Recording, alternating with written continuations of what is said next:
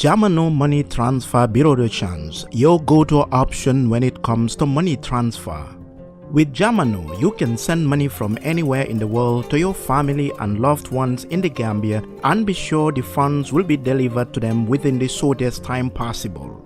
For your convenience, funds sent through Jamano Money Transfer can be picked from all the banks and multiple other financial institutions, including Ajib Bank, Trust Bank, GT Bank, Mega Bank, Basic Bank, Reliance Financial Services, and Approved Services. Visit our head office at Bruceby opposite AfricMed next to Trust Bank Limited or email us at info@jamanomt.com. You can as well call us on 310-3050 or 310-3051 or yet still 733-0688. Our opening hours are 8 a.m. to 8 p.m. Monday to Saturday and 9 a.m. to 4 p.m. on Sunday. Jamano Money Transfer, your most trusted money transfer service where customer satisfaction is paramount. When you think of a simple, fast, and reliable money transfer, think Jamano Money Transfer.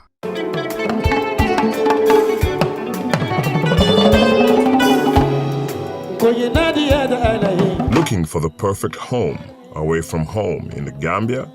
Welcome to BC's Residence, your ideal short-stay apartment in the heart of Bundung. Whether you're visiting for business, pleasure, or an extended stay, BC's Residence offers you the comfort, convenience, and privacy you deserve. Enjoy spacious, well-appointed accommodations in a peaceful neighborhood just behind Nusrat High School. Our residence combines modern amenities with authentic Gambian hospitality, ensuring your stay is both comfortable and memorable. At BC's Residence, you are not just booking a room, you're finding your perfect base to explore all that the Gambia has to offer.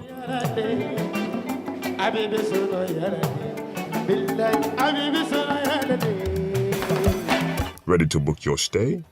Contact us today. +220 941414 BC's Residence at gmail.com.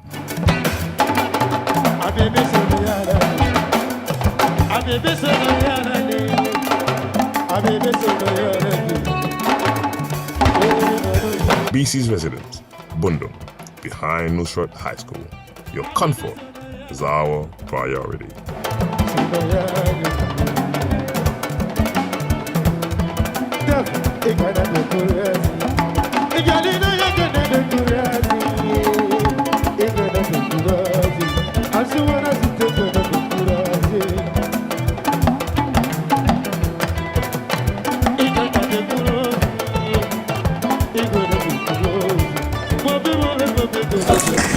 Hello and welcome back to our civic education show, Your Vote, Your Voice. We are back here in the studio. Obviously, it's voter registration time, supplementary, and we are here in the studio to talk about the ongoing voter registration, what are the challenges and what is happening. Of course, we have civil society Gambia participate. Marr Nyang, welcome to the show. Thank you, Fatou. And of course, I have Dr. Manneh from the UDP. Welcome to the show. Thank you very much, Fatou. Before we start with the voter registration, because obviously it's ongoing, this is the 4th week, right? We have third week. This is the third week, so we have another 3 more weeks to go. It looks like it's going good, but there are some major issues also that are happening. But what is trending today, obviously, is Omar Po Jalo, the GRTS reporter who was attached to the vice president. He was supposed to travel with the vice president. Last minute, he didn't. I think Omar Saibo from Gala reported it, and we wrote the story. We first wrote the story. When we wrote the story, he came out. Actually, we called him, and he told us, I was in the car with the reporter, and he told us he doesn't want to comment. But listening to his voice, I told the reporter I knew something was going on. And we wrote the story that he didn't want to comment. We quoted Omar. I think 2 days later, he came out and said, that didn't happen. All of those things that we wrote was not true. I was upset knowing that what we wrote was true because we had spoken to people who had got clear information. But because as journalists also, if you don't have the facts like documented, you'll just let go. So we let go. But today, actually, yesterday, I think 2 days ago, I had seen some correspondence with him and the Deputy Speaker of the National Assembly on receiving. I have seen it myself. And I've also heard about the meetings that happen at, from the village level with the Deputy Speaker and some other officials in government. And I was told he was going to resign, and I saw it today. What did you make of this when you saw that? He's alleging that he was pressured to write that statement, and that today he came out to clarify that actually everything that was written was true. What did you think of it when you saw it? I like to sit on the fence and read situations. So when it happened, I saw your post and that of Omar Saibo, and the fact check that was also done by the Ministry of Information. Well, now we should fact check them too, right? I guess. So that was still one-sided story for me at the time. Now, when I saw Omar's statement, obviously I still decided not to comment on it to see what is going to happen. But reading his statement today, I came to understand the environment at which he was made to make that statement. Yeah.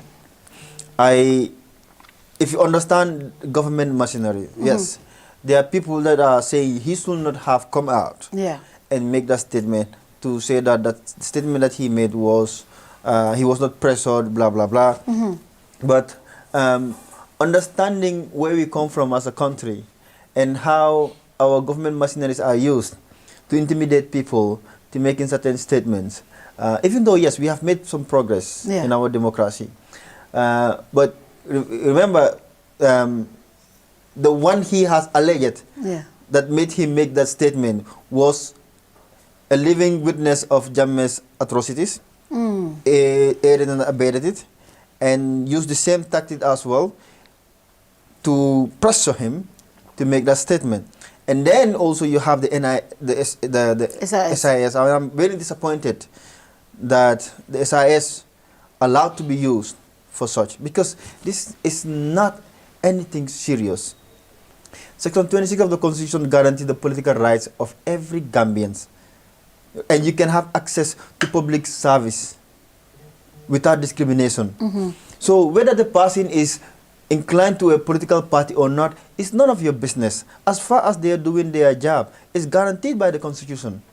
So I think for me, we should look beyond Umar's case, or we should look beyond Umar as an individual. We should take the information that he has shared and pursue that legally. Because if we are to go by what he said, if it is true, it is a violation of the Constitution. I believe is Section 222, which is the Code of Conduct, subsection 3.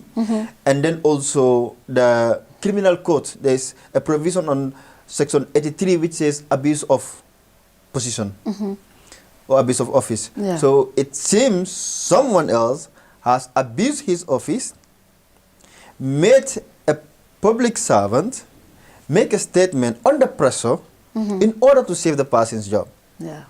So Umar might have been looking at the immediate issue, which was to save his job. But beyond that, what was the additional pressure that was put on him? We didn't get that full picture. So for me, I think this has to be pursued legally. The person responsible should be held accountable, and the law must be exercised in its full course for that particular individual. And I think if we are living in a serious government that preaches law and order, a government that always preaches for citizens to abide by the law, I think that same government should investigate this issue and then take the matter to the court. Because this is not something else that we should just brush under the carpet.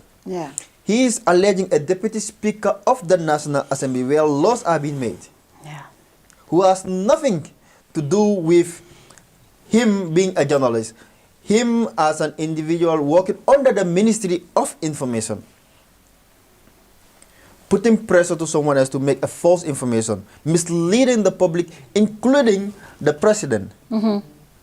Because that information that you put out, right, if the president receives it, you have contributed towards misleading the president. So the president should take a very serious, if I was the president, I wouldn't take this lightly. I will take this matter, not only firing, but I have to pursue the legal means. And so the abuse of office, which is corruption, obviously, is the person is being prosecuted. The law courts investigate and take a verdict. So I guess that's what should be done. So what do you make of this Omar P. Jalo story? It's another unfortunate situation that we're getting used to in this government, and that's the sad thing. They become so recurrent that we say, oh yeah, it's Barrow again at it, and his government.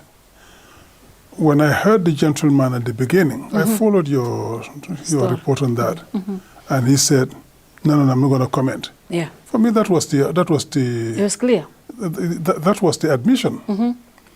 If it were not true, he would have said, no, it's just a whole lot of hot air, it's not true, etc. Yeah. But just the fact that he came and said, I don't want to comment, says that something is happening, and he's not at liberty to talk about it. Yeah. Why is he not at liberty? Is it pressure? Is it self-preservation? Yeah. Is it whatever it is, there's something happening beneath, so which shows that it did happen. And he didn't want to talk about it. I respect his position, don't want to talk about it. Yeah. But don't make allegations as well and false statements which would make other people look bad. Yes. Particularly the press that went out to look for it, for information and try to sell it. Don't make it look like they are the bad guys. Yeah. And you are the good guy. It's unfortunate. I respect the fact that he had the job to preserve and himself to preserve, etc. But there are other ways of doing this. But beyond and above that, it's this government that has to be ethical in its conduct. You don't just punish people like that because you have the power to do so. You have the possibility to do so. You have the might. Your responsibility as a government is to protect your citizens, is to protect their constitutional rights. Yeah. What is wrong about a citizen of this country going to his village and engaging in some social activity in his village? So if I am UDP, I cannot talk to anybody, NPP, or anybody from other party? No. That's ridiculous. You should not even serve in government if you're opposition. That's ridiculous. That's this country serious. belongs to all of us. Yeah. This gentleman could be an NPP bona fide militant, be in the vice president's office, but that should not stop him from being able to mingle with other people. You see, we are not enemies in this country. We are political opponents. Yeah. We are not enemies. But it's got to a point people fear associating with you if you are vocal, you are in the opposition, whatever, because they don't want to associate it with you. Yeah. I have friends who I don't visit anymore. Not that they ask me to stop coming there, but I know You want to make... I don't want them to feel uncomfortable. I don't want them to be targeted because I visit them. I still have a lot of respect and love for these people. Yeah. But I stay away because I don't want them being punished because of me. Yeah. And that is unfortunately the situation. I'll give an example. The Senegalese High Commission organized celebration of the Senegalese independence anniversary. I went there. We were invited. I went there. A lot of people who knew me, who I knew, I was sitting at a table. They would come and say, "Oh, Mr. Manneh, hello, how are you?" And they run off to some other place. Nobody wanted to sit at my table. No. It took other opposition members coming in and sitting at the table, sharing the table, but I was there alone. Because they even fear being seen with you. So this gentleman was being punished because simply he was at an event where there were other opposition members. Why? They're Gambian. He has a right to his political opinion. GO just says that you cannot express your opinion in public if you're a public servant. Yeah. You have your right to a political opinion. You have your right to a political party of your choice. You just don't show it in public because that's the neutrality that's required of you. So if he happens to be at that event with other people, why should that be an issue? Why should he terminate his career? Because he's virtually terminating his career in GRTS and the rest, and just for being present with those people. Yeah. That's the level of intolerance we're seeing in this government. That's the level of demagoguery that we're seeing. And this has to change. Why? Why is this so much of a problem? And now today the gentleman has been compelled to come out and say the truth, and all the rest have egg all over their face. Yeah. Because they came out and said a lot of things about him. He's not pressured, he didn't do this, he didn't do that, he lost a lot of lies. And now the truth has come out. Yeah. And you look very, very funny. Why? What's the problem? And the thing is, for me, where do we draw the line? Because this brings a whole new conversation for me. And I made a post today, and I see a lot of people saying, no, you should not justify what he did. What he did was wrong. And what's wrong about that? What Omar did was he made us lie as a network. Yes. Yes. And I was very upset with him for that. But I also, as a victim of what this government did to me, I understood from that angle.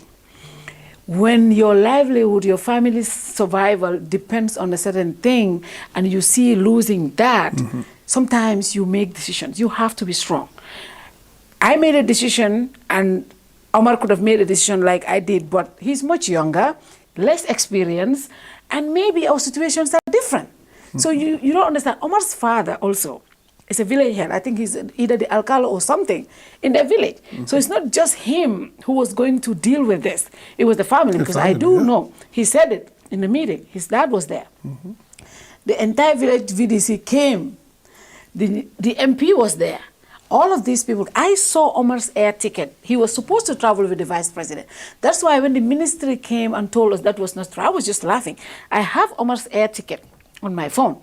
He was supposed to travel. He was supposed to be picked up by a certain person. And I knew all of this story. I just let it go because the person who was supposed to collaborate our story said it didn't happen. So we just kept quiet. But we have to understand the victimization of individuals in the system. If they think you are an opposition, you are not supposed to survive in this country. You're supposed not to work in government. You're supposed not to deal with anybody in government institutions, right? So all of these things is intimidation. For me, it's about what Omar did is wrong, but the intimidating part that is happening to him and so many people in the system is something we have to talk about, because it's going to continue. It happened to me. It happened to another person. It's happening to other people. People that are in government that are considered, even the president said, if you're opposition, Nimu UDP Mbalbe Bondila Jande. We have heard these things.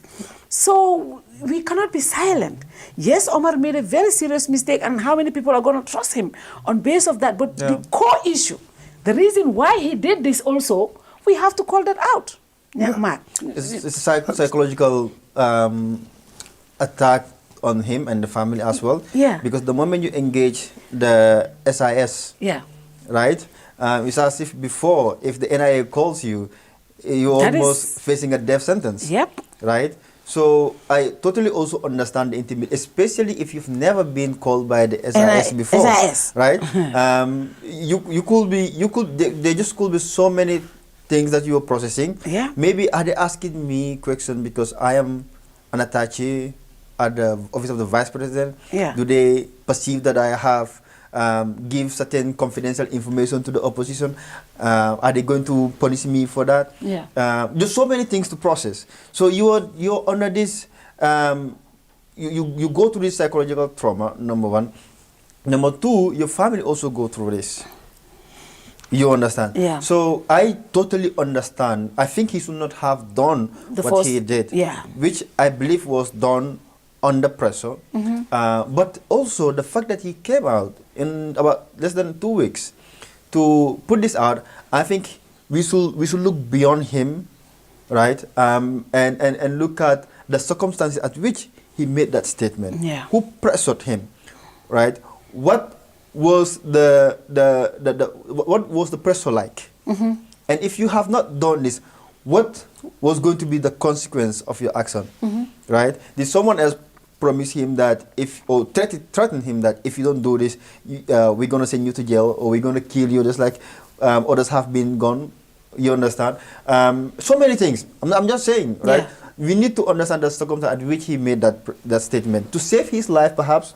Not beyond the job that he wanted to save. Maybe he wanted to save his life. Maybe he wants to save the family. Maybe he wants to protect his baby.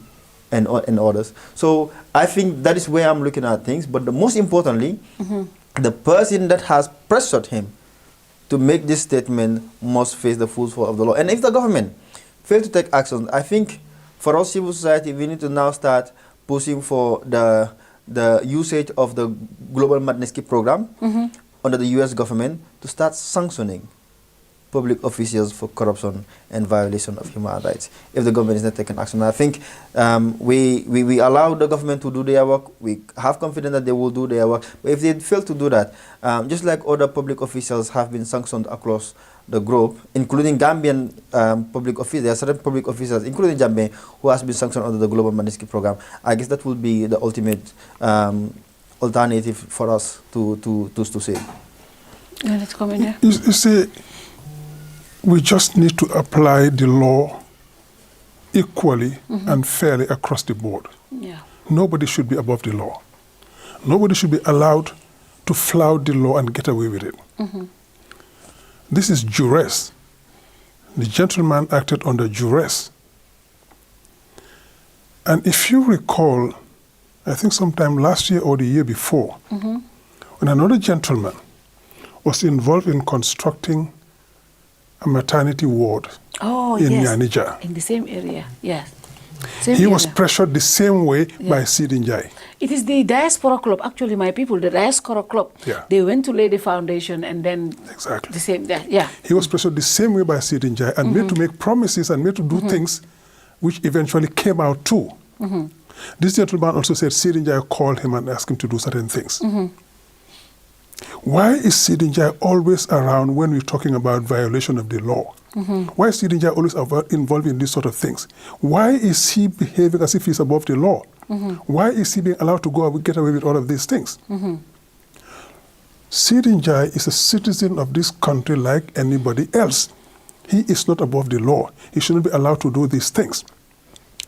Weaponizing the SIS to intimidate people is illegal.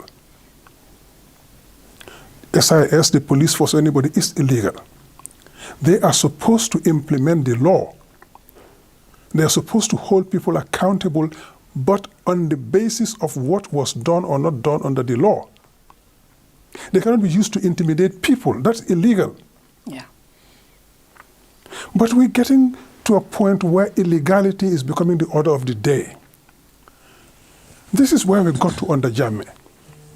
And it's a creeping phenomenon. It starts in small doses and it goes crescendo. Today, you do something like that, you put somebody under duress and you have to do this, because I need to protect you, but I cannot protect you unless you do it. That's a form of psychological warfare on that person. It's duress. Tomorrow it goes beyond that. You know what, you don't do this, we're going to get you. We're going to do this. And then the next point is we will get you, and then you get arrested, you get beaten up, you get in jail. It just goes crescendo. And we all tend to say, oh, well, government will be government, or, it's just the same people, and we're not involved, so let's better be quiet. And when you become quiet, the day they come for you, there'll be nobody to defend you. Right. We have got to stand up for our liberties in this country. For God's sake, in 27, we said never again. It has to mean something. We're not going to sit back and start backsliding gradually and going back to where we were. People talk in this country, they say, this guy's got to be quiet, made to keep quiet. He's got to be arrested. He's got to do this. And then you go there. Last week, somebody from the diaspora or wherever he is said, because I wrote the election results are going to pronounce before, I'm a threat to national security. So you've daydreamed. You think you're going to intimidate us? But it starts with that. They're hinting that I should be stopped, I should be kept quiet because national security. Nonsense. This is what is happening in the country again. We're backsliding towards that same intolerance, that same amount of autocracy. It starts like this. Yeah. And it's the same thing, you see, it builds in different sectors. The decision to go after the press with the press regulations is the same thing. Yep, to silence us. It's the same thing. So we cannot have conversations like this. You control every sector of government. The National Assembly is under control. So they pass the laws that the government wants, and they do what the government wants. The judiciary is trying to assert its independence, but there's a lot of pressure there too, and we see some unfortunate cases which are happening in the judiciary. So those two arms of government are being tampered with, are being affected in their way they function. Fortunately, we have people like Justice Jaite who do give the kind of decisions they give on the Usainu Darboe case, and others should learn from that. But if you control those branches of government, what's left again? Control the press. So nobody knows what's happening, right? So we're all under the impression that things are working well because nobody's reporting anymore. And then you can go about do whatever you like. In autocracy and dictatorships prosper in darkness. When you shut out the press, when you shut out information, and you make people fear even to communicate or self-censoring, because it gets to that point, people say, I better be careful what I say because they might come after me. Yeah. So you start self-censoring. And things you can normally say and should say and would say, you don't say them because you fear. And that fear start creeping.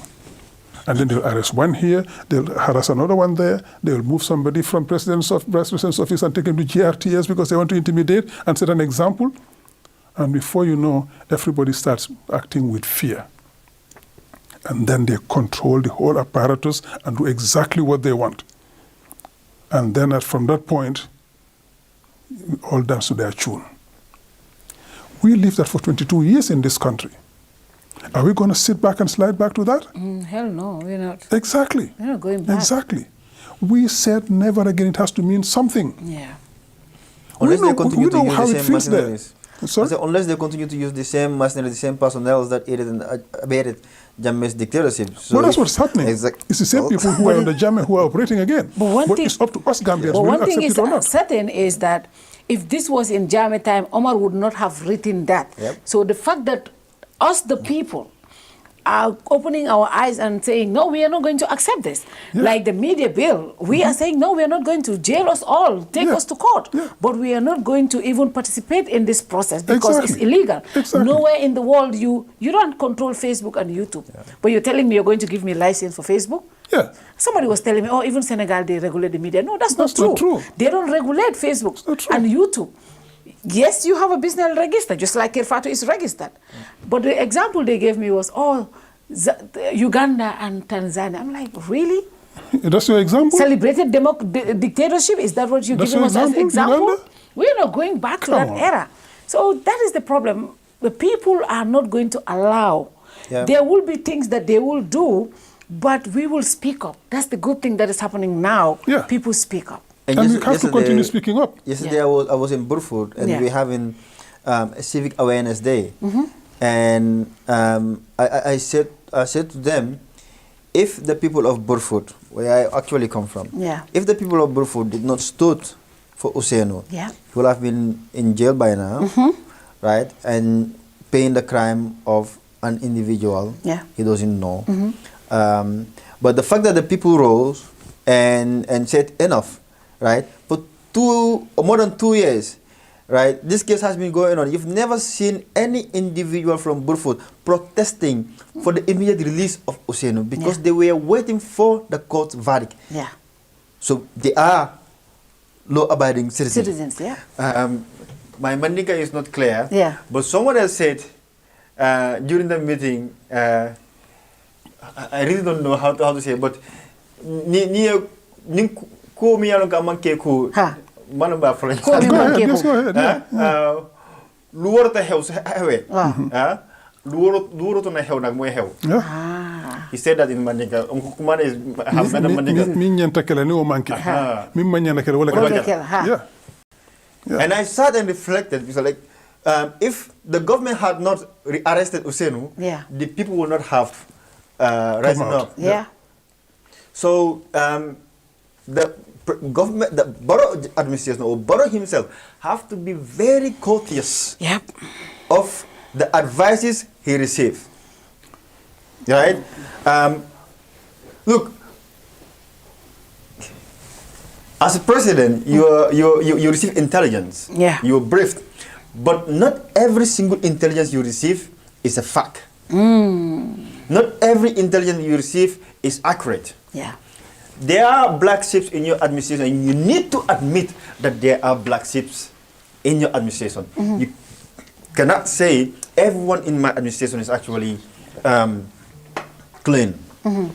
So if they did that to Usainu, and we're in a rush to rearrest him, only for the Minister of Justice to come back and say that was not done. Yeah. So who ordered the rearrest? Who ordered it? Up to now, we don't know. Who ordered the rearrest of the of Usainu? Because if the chief legal advisor of the president can come and say that was illegal, then something must have been done. And someone else did not want the truth to come out. Yeah. So probably. But you see, even there, Yeah. it's still a manifestation of that backsliding. Yeah. Usainu was arrested for a crime he did not commit, according to the law. Yeah. He served 2.5 years of his life for something that was done by somebody else. Yeah. When he was released, acquitted and discharged by the judiciary, Yeah. you go ahead and arrest him again. That's contempt of court. Yeah. Justice Jaite could have ordered arrest of people who were involved in that. You take him, you arrest him illegally, because you went to Justice Jaite to ask for a rearrest. He said, no, I'm going to give him bail. But you violate his right there. Yeah. You arrest him again. You take him to mile 2 and commit him again.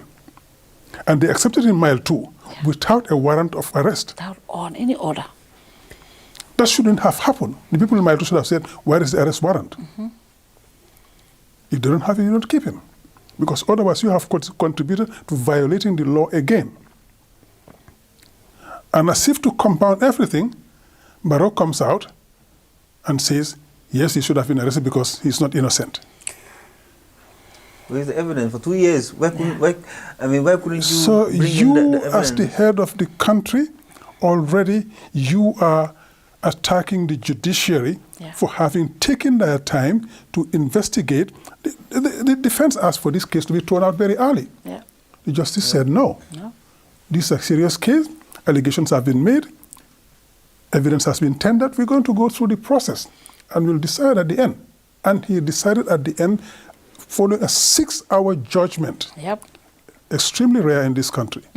So which means that this gentleman went through every legal aspect of this case and before he made his decision. And you want to appeal that? Good luck. Go ahead. But more importantly, why is everybody rushing to refuse to obey a legal decision taken by a competent court of jurisdiction in this country? Why? Unless if someone is uncomfortable for that person to be out. And that takes me to your point. The administration is not completely innocent. Intelligence services are full of human beings who have their opinions, who have their biases, which will be woven into the decisions they make when informing a president or advising or anything. The electronic intelligence is there. What is interpreted by human beings with their flaws, with their biases, with their prejudices? Some want to settle scores, and they will tell you things that they think you should hear. But as the head of state, you have the possibility to call in other people with other opinion and be able to balance and to cross-check things against each other. If you just take what comes your way without cross-checking, you are doomed. As we say in Wolof, Yeah. you have to be able to listen to other people. You have to be able to... You have to be able to listen and to counterbalance things and see where is the reality and get the wheat from the chaff. We know the track record of intelligence in this country. We lived through NIA. Yeah. And how it was so abusive of our individual rights. And it's the people in NIA who have been transferred to SIS. It's the same people. Even the management is the same. Are we as Gambians going to be bold enough, courageous enough to call it out? Are we going to sit and wait for SIS also to morph into another NIA? That is our responsibility as Gambians. And it's upon all of us, every individual Gambian, to stand up and say, it won't happen, we won't go for it. NIA are Gambians. We are Gambians. SIS are Gambians. They have the same rights as any one of us, no more rights than us. We have to stand up to them and say, you would not do this to us. It's up to us Gambians. Is that a hill too far? We will see.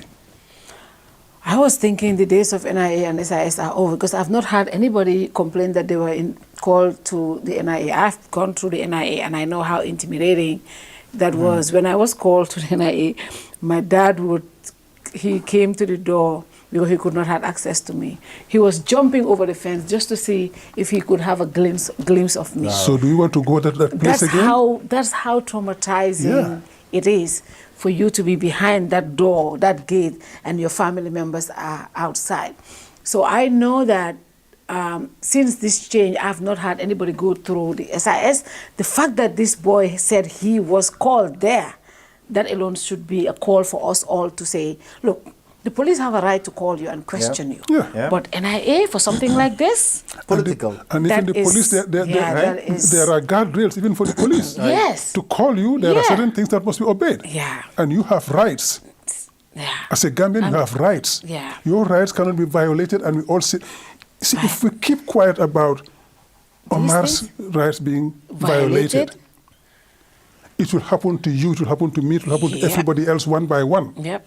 I think what is been culminating over the past couple of months, or couple of months, starting with the voter registration, with an Alcalo's attestation stamp, the stamp being seized, allegedly being part of the opposition. Now a journalist, for actually being part of the organizers of an event where not only the opposition was there, but also the ruling party's representative was also there. But you should not have invited this person. What is happening is every single individual in the public service is now being sent a message. Yes. Your loyalty is with the presidency and the presidency alone. Your loyalty is not with the constitution. Your loyalty is not with the people. Your loyalty is with the ruling party. And that's exactly what Jammeh did. How scary is that now in 2026? So that's the baby. We're just seeing the baby steps. And I think public servants need to be bold enough. We should learn from Omar's case. And unfortunately, public servants don't also have protection. There you go. That's what I was going to get to. If you look at the scandal with Security Report, yes, when the boy came out and blew the whistle, right, he was fired. But after him being fired, the president actually tasked for a task force to be established and investigate. The audit report that came out was damning, right? Nothing actually happened. The ones responsible for that fraud, nothing happened to them. You look at the Social Security as well, right? When Manjang was there, with everything that he was doing good. So it seems, okay, let me just finish that. What all good thing that he was doing, he was removed, basically demoted, and he rejected that, right? So what that message is sending us is that if you want to do good in public service, you will not get away with it. And if you're caught doing good, protecting the constitution and then also the people's right, you could either be fired or be jailed. So how can public servants change this narrative? Because government as an organ cannot operate without the machinery, which is the people, right? If people don't get that protection, they have the right to be associated with any political party. And the GO, that's why I even disagree with the GO. Yeah. For me, the general orders, I guess the constitution is supreme, and the constitution guarantees the rights.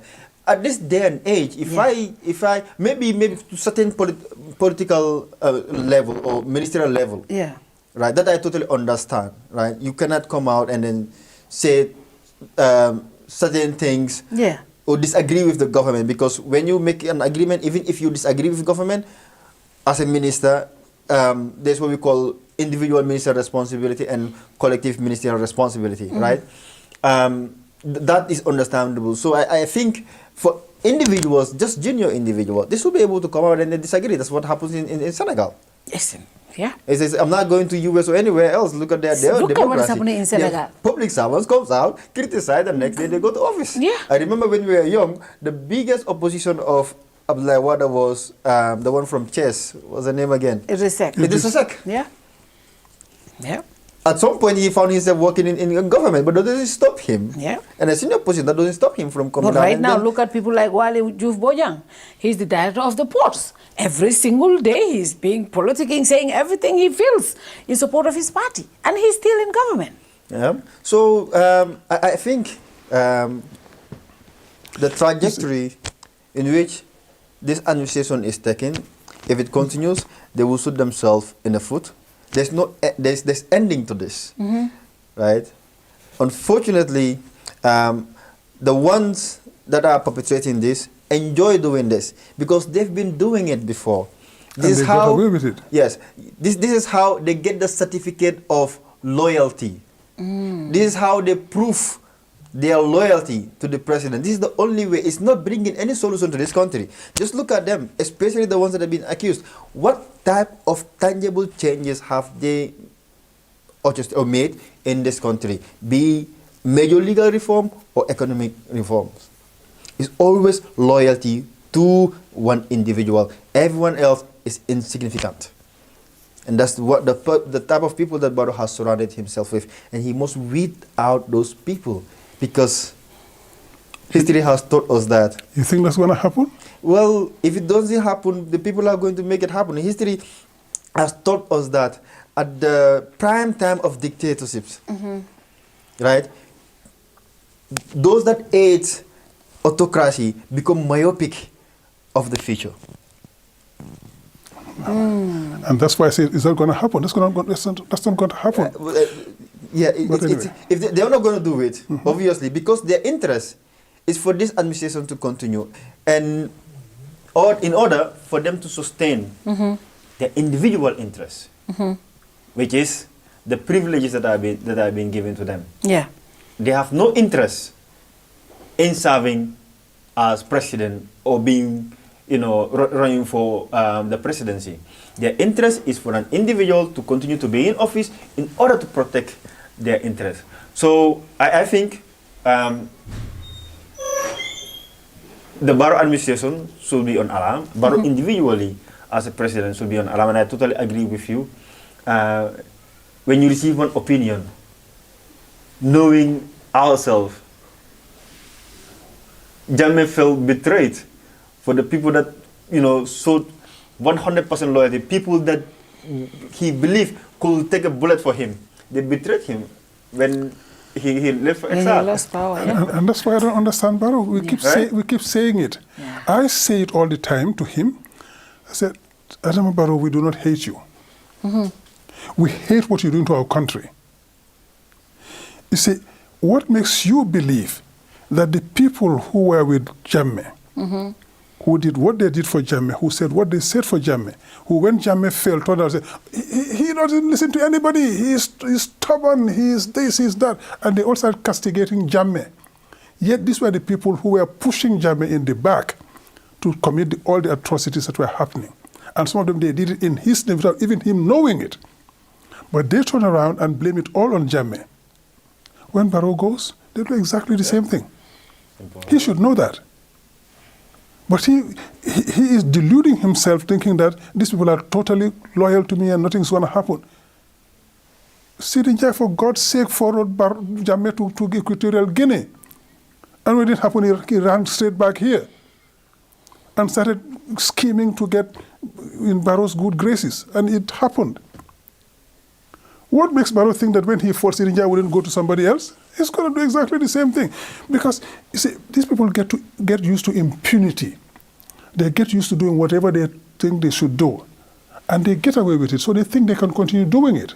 The people who were with Jammeh, who continue under Barrow, believe that when Usainu Darboe comes to power, they can go to Usainu and do the same thing. That's what they think, except that they're deluding themselves. Because impunity has to end in this country for all Gambians who have access to what is due to them. Okay. We all have entitlements under the law and under the Constitution. That has to be guaranteed to everybody, and that will come with a new constitution where we make this Inspector General of Police independent of the executive, independent of the president, where he can perform his duties to the best of his ability in compliance with the constitutional requirements, where we'll have the CDS protected under the law and be independent, where we'll have the Auditor General remain independent, etc., etc. There are certain key functions in this country and in any functional democracy where you have to guarantee the independence and the sustainable independence of those people. We talk about we don't need strong men, we need strong institutions. Institutions do not defend themselves, they cannot defend themselves. You need strong institutions, but you need strong men and women to run those institutions. That's how you make them sustainable. Yeah. You can have the best institutions in the world. If the people who are running them are lackeys and sycophants, you're getting nowhere. That's true. So that's what we need. We need the strong institutions, but in addition, we need strong men and women to run them. If we have that, we're going somewhere. But if you have people who believe that their survival depends on pleasing the powers that be and do what they want, they will do exactly that. They don't care whether you get locked up, whether you get exiled, or whether you get beaten. All they think about is, how do I survive? Until the day it hits them. Because it comes, what goes around comes around. Yeah. Some of them have eventually ended up in jail, exiled, beaten up. They didn't think it would come their way. And I said this to somebody, the lawmakers, when we were looking at the Constitution here.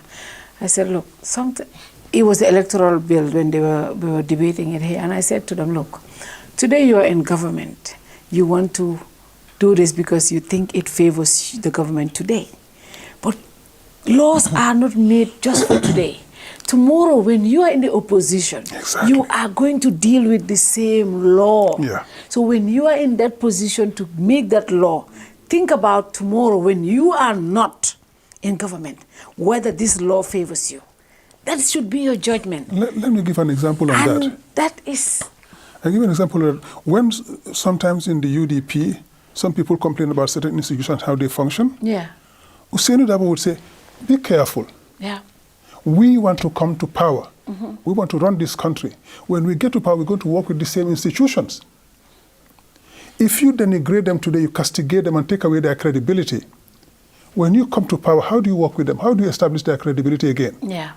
You say the judiciary is extremely corrupt. You say the police is extremely corrupt, etc., etc. There are good people, there are bad people, there are like any section of the society. Yeah. So be careful what you say and how you say it. Because when you come to power, you're going to work with those same institutions. Yeah. The IEC, we were not known to be very close to IEC or to be gentle on them. We bashed them because we thought they were going rogue. Yeah. Today we're saying, congratulations, you're doing a good job. Yeah.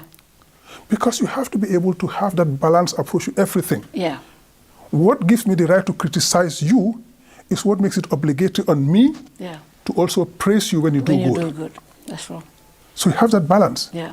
I have the right to criticize you when you go wrong, but I have the duty as well to say you did well when you do well. Yeah.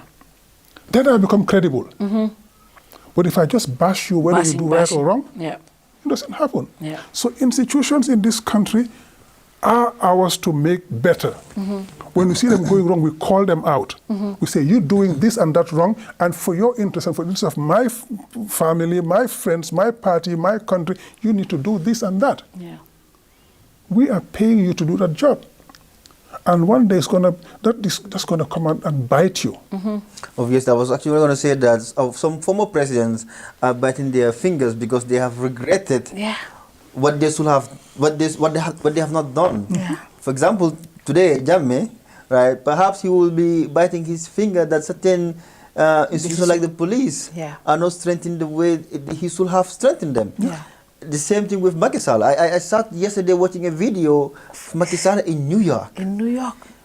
just 2 years ago, 3 years ago, this was an individual who started and said, "Mo troisième mandat de mo si ñaan si njëkk ak teranga." Oh, wow. Yeah. Like, can you imagine Yeah. the level of arrogance, Yeah. right? Yep. And then the person now voted out, now seeking for this UN job. Your own country cannot endorse you. No. Your own continent cannot endorse you. No. Your people in New York not only protest against you, I did not support the insults, but they showed their frustration. Yeah. So that's why I said sometimes in the height of autocracy, people get myopic of the future. Yeah. That you're not going to be here forever. The most arrogant people that ever walk on this earth, like Firaun, They're gone. like how can we easily forget And yet, as a government yet and as leaders? you have counter examples, but we ignore those ones. Yeah. I give an example.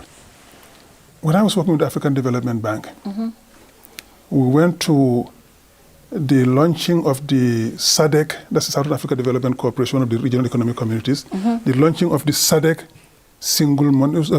Customs Union. And President Festus Mogae of Botswana was sitting with the presidents. And they asked him to take the floor. He said, "Well, yes, I will take it with pleasure because this is my final speech on this side of the fence." Yeah. This was at Mulungushi in Lusaka in Zambia, Mulungushi Conference Center. He said, "You can go check, anybody can go check it out. I think it was in 2008 or 9, something like that." Yeah. He said, "This is my last time speaking on this side of the fence because next year I will be on the other side with the public." People laughed and they said, yeah, we heard you. People didn't believe it. At the end of that second term, when he finished, he resigned. He left. Well, he didn't resign, he stepped down. Yeah. And somebody took over and he moved to the other side. And that man to date, the amount of respect he still got in the world, the first thing he got was the Mo Ibrahim Foundation Prize. Yeah. Yep. He got a $2 million grant and then $200,000 a year for the rest of his life. Wow.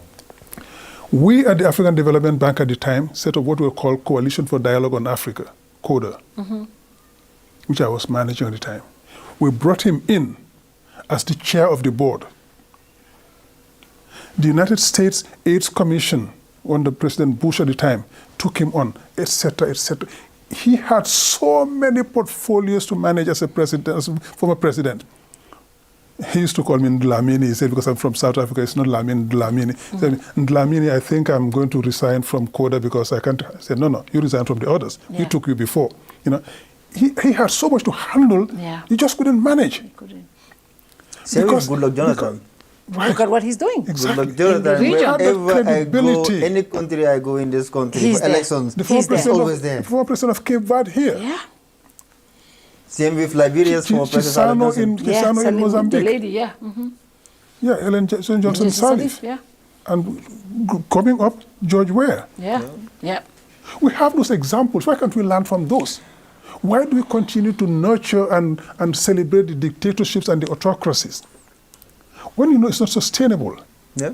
When you leave power, I often say to Barrow in my appearances on TV, say, "President Barrow, when you leave power, we want you to be an elder statesman respected in this country, where you will be called onto all the official functions, where you can travel, where the AU and the ECOWAS and UN can call upon you to work for them in certain capacities as a mediator, we want to say it should be a pride for the Gambians. We would want to see that. But that is made by you. Yeah. You work for that, you deserve it. Goodluck Jonathan is all over the place today because he worked for it, he deserved it. He stepped down when he lost. I was so disappointed when I watched his interview with Aliu Cisse of QTV, because everywhere I go, I keep telling, Barrow is going to step down after 2 terms. He said, how confident can you be? I said, but he said it as a president. He said that he's a big fan of 2 terms, he's going to leave. And I saw the pace in which the former president's bill was passed, and I was like confident, okay. Exactly. He's preparing life after office. Yeah. So when I saw that, interview and I watch it, the one thing that I could not sit with was when he said, my party is very young Yeah. and my party needs me. Yeah. And I'm sure that's exactly the people behind him Yeah. was telling him, Yeah. oh, you should not step down. If you step down, the party is going to die. If I had access to Barrow, I would tell him, look, these people, their ultimate interest is for you to be in office. And you being in office will avail them the opportunity to sustain their privileges that taxpayers has given them. No, that they have taken from Yes. taxpayers. Yeah. But Yeah. to your own individual disadvantage and to the disadvantage of your family. Because the more you stay in power in this generation, in this world we live, the more you stay in power, the more you will commit atrocities, whether you know it or not. It will be committed in your name, Yeah. That's true. Under your watch. under your watch, and you will be held accountable Yeah. for it. Because you cannot say, I did not know. Yeah. It was under your administration to defend the Constitution. And those folks that are, portraying the loyalty is a false picture. So you need to sometimes remove the curtain to see what is behind the curtain. Yeah. They are not giving you, they're not being genuine. So I was disappointed because anyway I go like, our president is going to step down. And he is, going to be celebrated by Gambians. Right?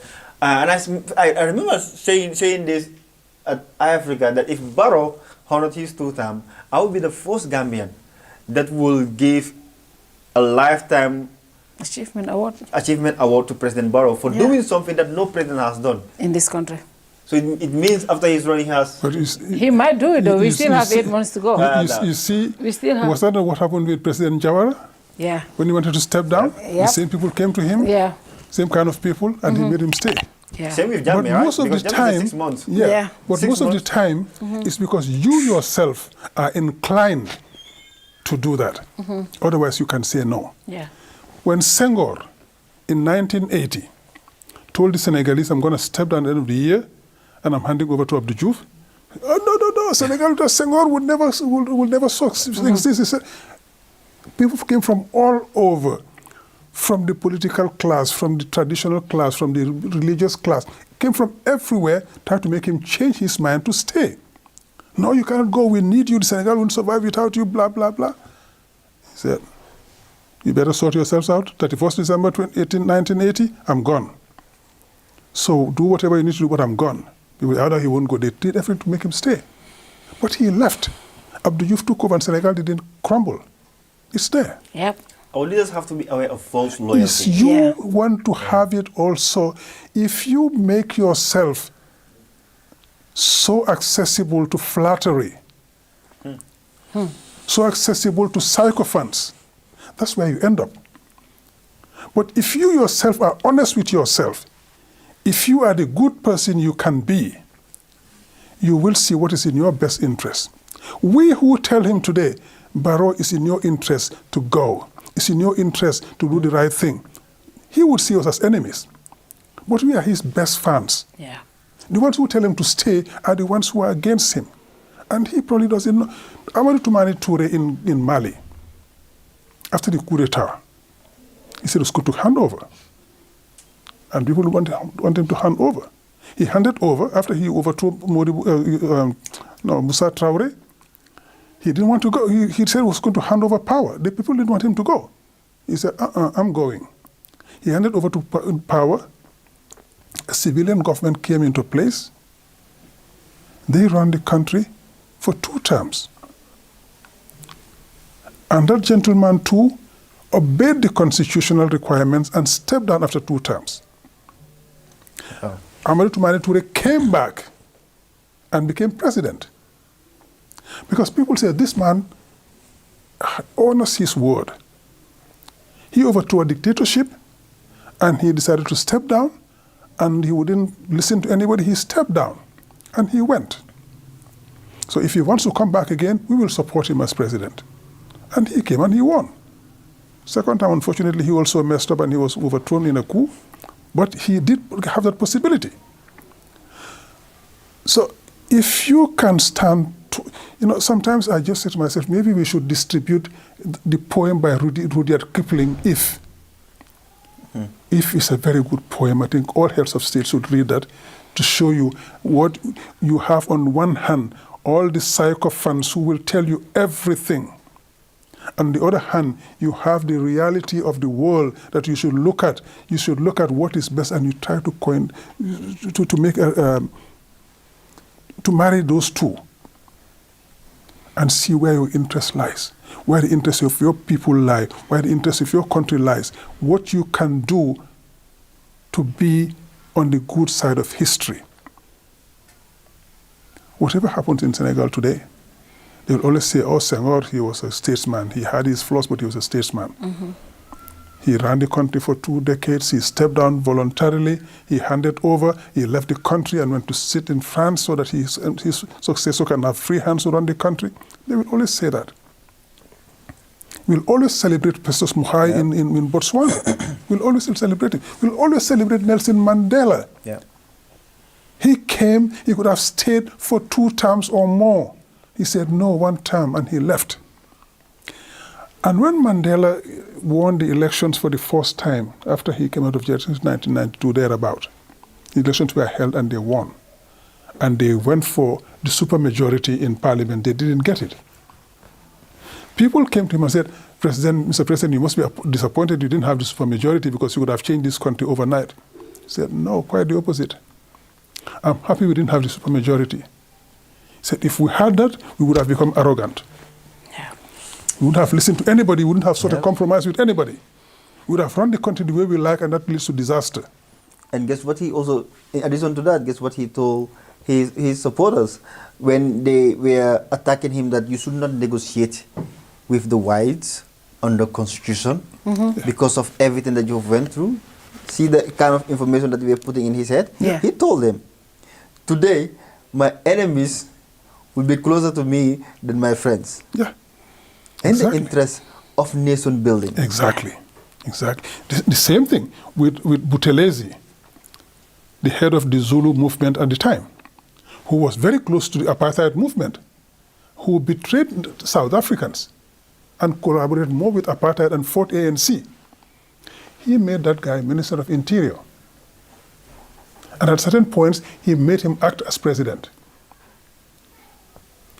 So when the Zulu community was trying to get very impossible and trying to start trouble, Buthelezi, as the head of the Zulu community, anti-ANC, pro-apartheid at the time, when he stepped in, he managed to calm that tension.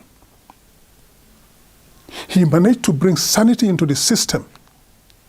And he ended up working with Mandela instead of working against him, continued to work against him. He worked against him when he was in jail. He worked against him when he was heading ANC. But when Mandela brought him into government, he mellowed down. He saw the good side of compromise. He saw the good side of Mandela being a statesman instead of being a dictator who would bully everybody. Mm-hmm.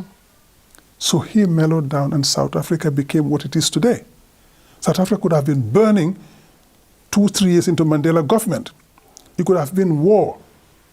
If he had taken on the whites the way they wanted him to take them on, the economy would have collapsed. Yeah. And the country would have been in serious trouble. It would have ended up in civil war. If he had gone against Buthelezi and the Inkatha movement and the Zulu movement, South Africa would have burned. No. But this was the statesman who managed to bring everybody into the big tent and make it happen for South Africa. When are we going to have somebody like that in the Gambia? Hopefully very soon. Hopefully in December or December 5th. And I think we can. This conversation is very important. I see a lot of people saying very interesting conversation, even though this is not our main topic. Yeah. But this is something any person in power should learn from. Exactly. Understanding that the more you stay in power, the more you'll be held accountable. Yeah. Things that are not done in your name, things that you don't even know about, but you'll be held responsible because it is under your watch. Yeah. And the more you stay in power, the more you are entangled in all of this.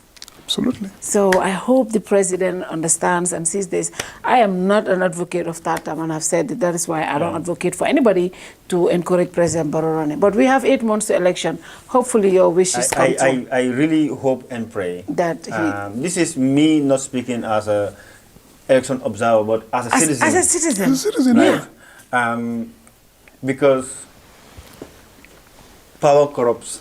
Absolute power. And absolute power Corrupts. Absolutely. Yeah. And that is a statement that we often hear. Yeah. But you connect it down to history and our religion, right? And I would say this is local language, right? Before going to religion, right? When I don't like listening to music, by the way. Don't call me Sheikh or Ustaz, I'm not. Okay. You don't? Yes, I'm not. Okay. But if I listen to music, Yeah. I listen to music that awakens people. Yeah.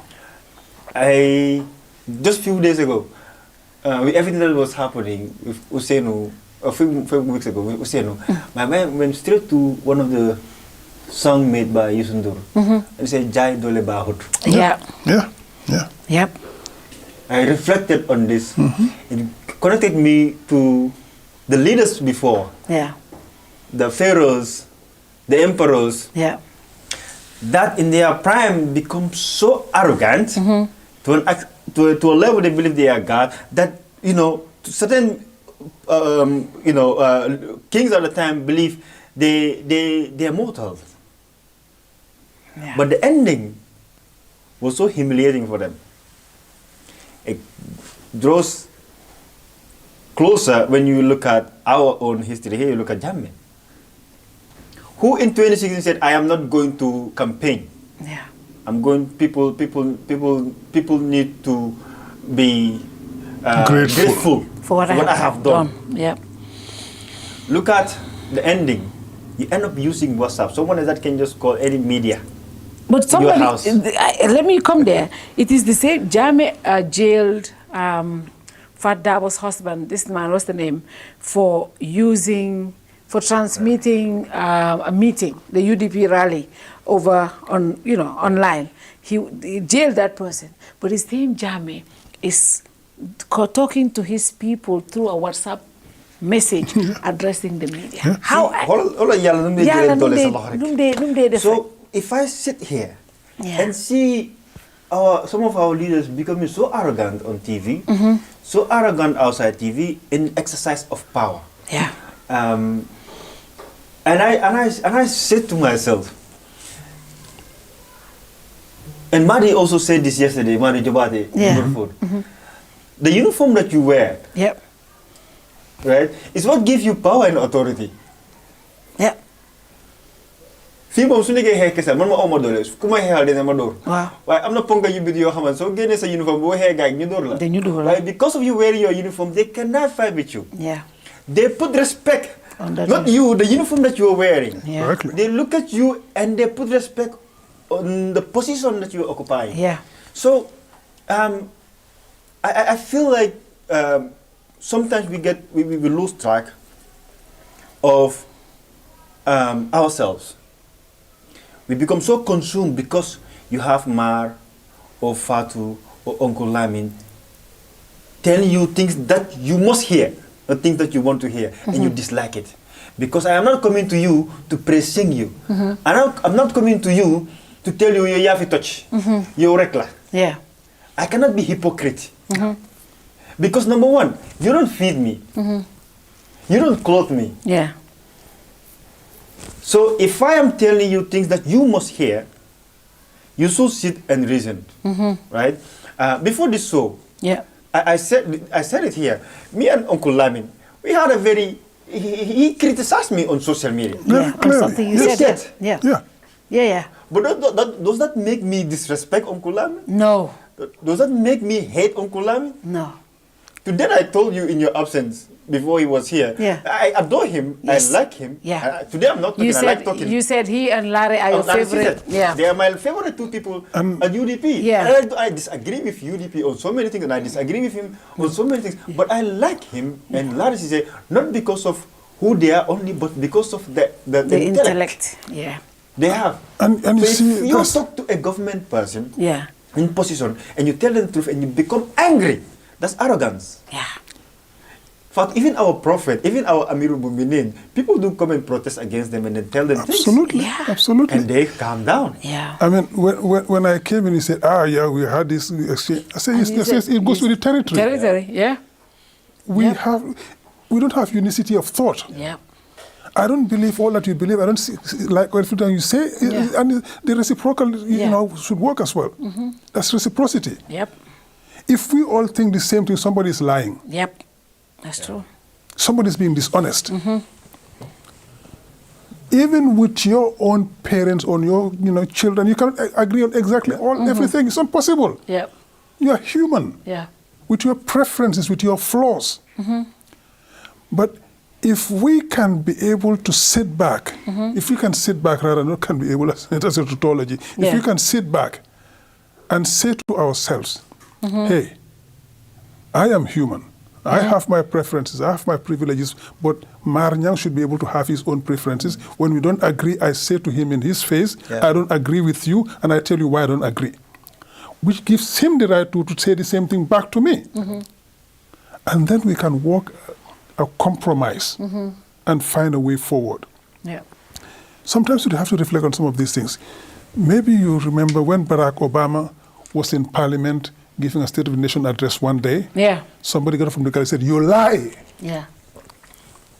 He looked at the guy, he smiled, he said, "See?" But after what did he say? I don't like being insulted like anybody. Nobody likes it. Yeah. I don't like that kind of comment towards me. But the Constitution gives him the right to criticize me and to say whatever he likes.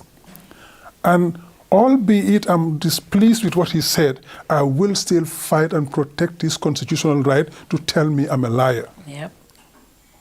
To tell me he disagrees with me and say it to me in a most unpleasant, discourteous way. I would rather he say it to me in a courteous way, but he chose the discourteous way, but I will still protect his right to do so. He did the same thing in one of the university rally. While he was making a speech, a student in the back was shouting. He kept quiet and listened to an ordinary student saying all sorts of things. And he kept quiet, listened to the guy very professionally and addressed him calmly and intelligently. Yeah. He was not triggered by what he said. That doesn't trigger his anger. Yeah. He listened. That was the art of listening, the skill. Like you said, listening is a skill. Yeah. You listen and address issues without emotions. We are all humans. We have emotions. Yeah. But no one is inferior to anybody. Yeah. Irrespective of your societal status. Or your position. Right? Yeah. Or your position, right? When people come and share their situation, their predicaments, the disagreements they have with you, you must listen. Yeah. If you would just allow me a short interjection there. In Mandinka, we say, "Jutum na yala kafisa bante yaulu." True. If I look down upon you, because I think, it's just to confirm what you just said there. If I look down upon you because I think I am a social status above you and whatever, it will get to a point you will rise above me. Yeah. Because my arrogance will consume me so much, it will lead to my downfall. Yeah. And your status where people look down upon you, will force you to fight and rise and become what you need to be and what you can be. Nkrumah said it's not the depths from which we came that are important, but it's the heights to which we rise. So if you come from those depths, as they call it, which I don't call depths, you start with a disadvantage. If in spite of those disadvantages, you fight to get to where you get to, every single challenge you face either breaks you or makes you better. So if you face those challenges and you grow with them, you become better. That's why we say in Mandinka, if I look down upon you, my arrogance will lead to my downfall. Yeah. And your hardship, the challenges you face, if you can overcome those challenges, you will rise above me. Yeah, that is interesting conversation. Now I'll go back to our topic, because this is so interesting, to the point everyone is saying so educative. But this is the kind of intellect we want to always bring to the Gambian people, because it's important. And I keep saying, people, don't always forget, 60 years, 3 presidents. If you even that is like minimum 20 years each. Yeah. Is that what we want as a country? Certainly not. The reason why we voted 2016 was to change that scenario. And I think that alone should be the reason why we should have a new president. For me, that is why I believe. That is why I don't believe in third term. If President Barrow says today he's not running, I am going to be his biggest cheerleader, because the objective of 2016 at least will be met. That nobody is going to be a dictator again in this country. So I know you have something to say, but Obama said the same thing, I believe, when he was addressing the African Union. Yeah. When he visited Africa. Yes. He said he is serving his last term, and he is a good president, and he is 100% sure that if he is to run for a third term, he will win. You get elected, yeah. Yep. Right? But the law said he cannot run, and he said, quote unquote, the law is the law. Yeah. But he said beyond that, he said, I want to live a normal life. Yeah. I want to make sure I spend good time with my family, Yeah. with my wife, with my kids. I have to ensure that I become an ordinary person. Yeah. Outside president. And he in fact said, I'm so much looking for life after office. Yeah. And he ended by saying he cannot fathom how our African leaders always look life, or should I say, they always look forward to being re-elected, being in office. Yeah. So So I guess for our politicians, I think life is more enjoyable when you are not under authority, because being a president or a leader comes with so much responsibility and stress. Look at. If you do your job properly. Yes. Yeah. Even if you are doing your job properly, what I mean is the pressure. there's so much responsibility. Because there's taking so care many of things every- happening, and you have to be on top of them. So that is a stress. Yeah. That's why I say if you do your job properly, Yes. because you have to be on top of them. Yeah, Otherwise, you let other people do and you go sleep. That is why it's important for any president to know that if you want to, especially, how many African presidents do you see live in their country after they leave? The reason why most of them don't want to leave power is because of all the things that they have done when they're in Exactly, power. exactly. And they think about it. I'm sorry, but even our president, he said this one time.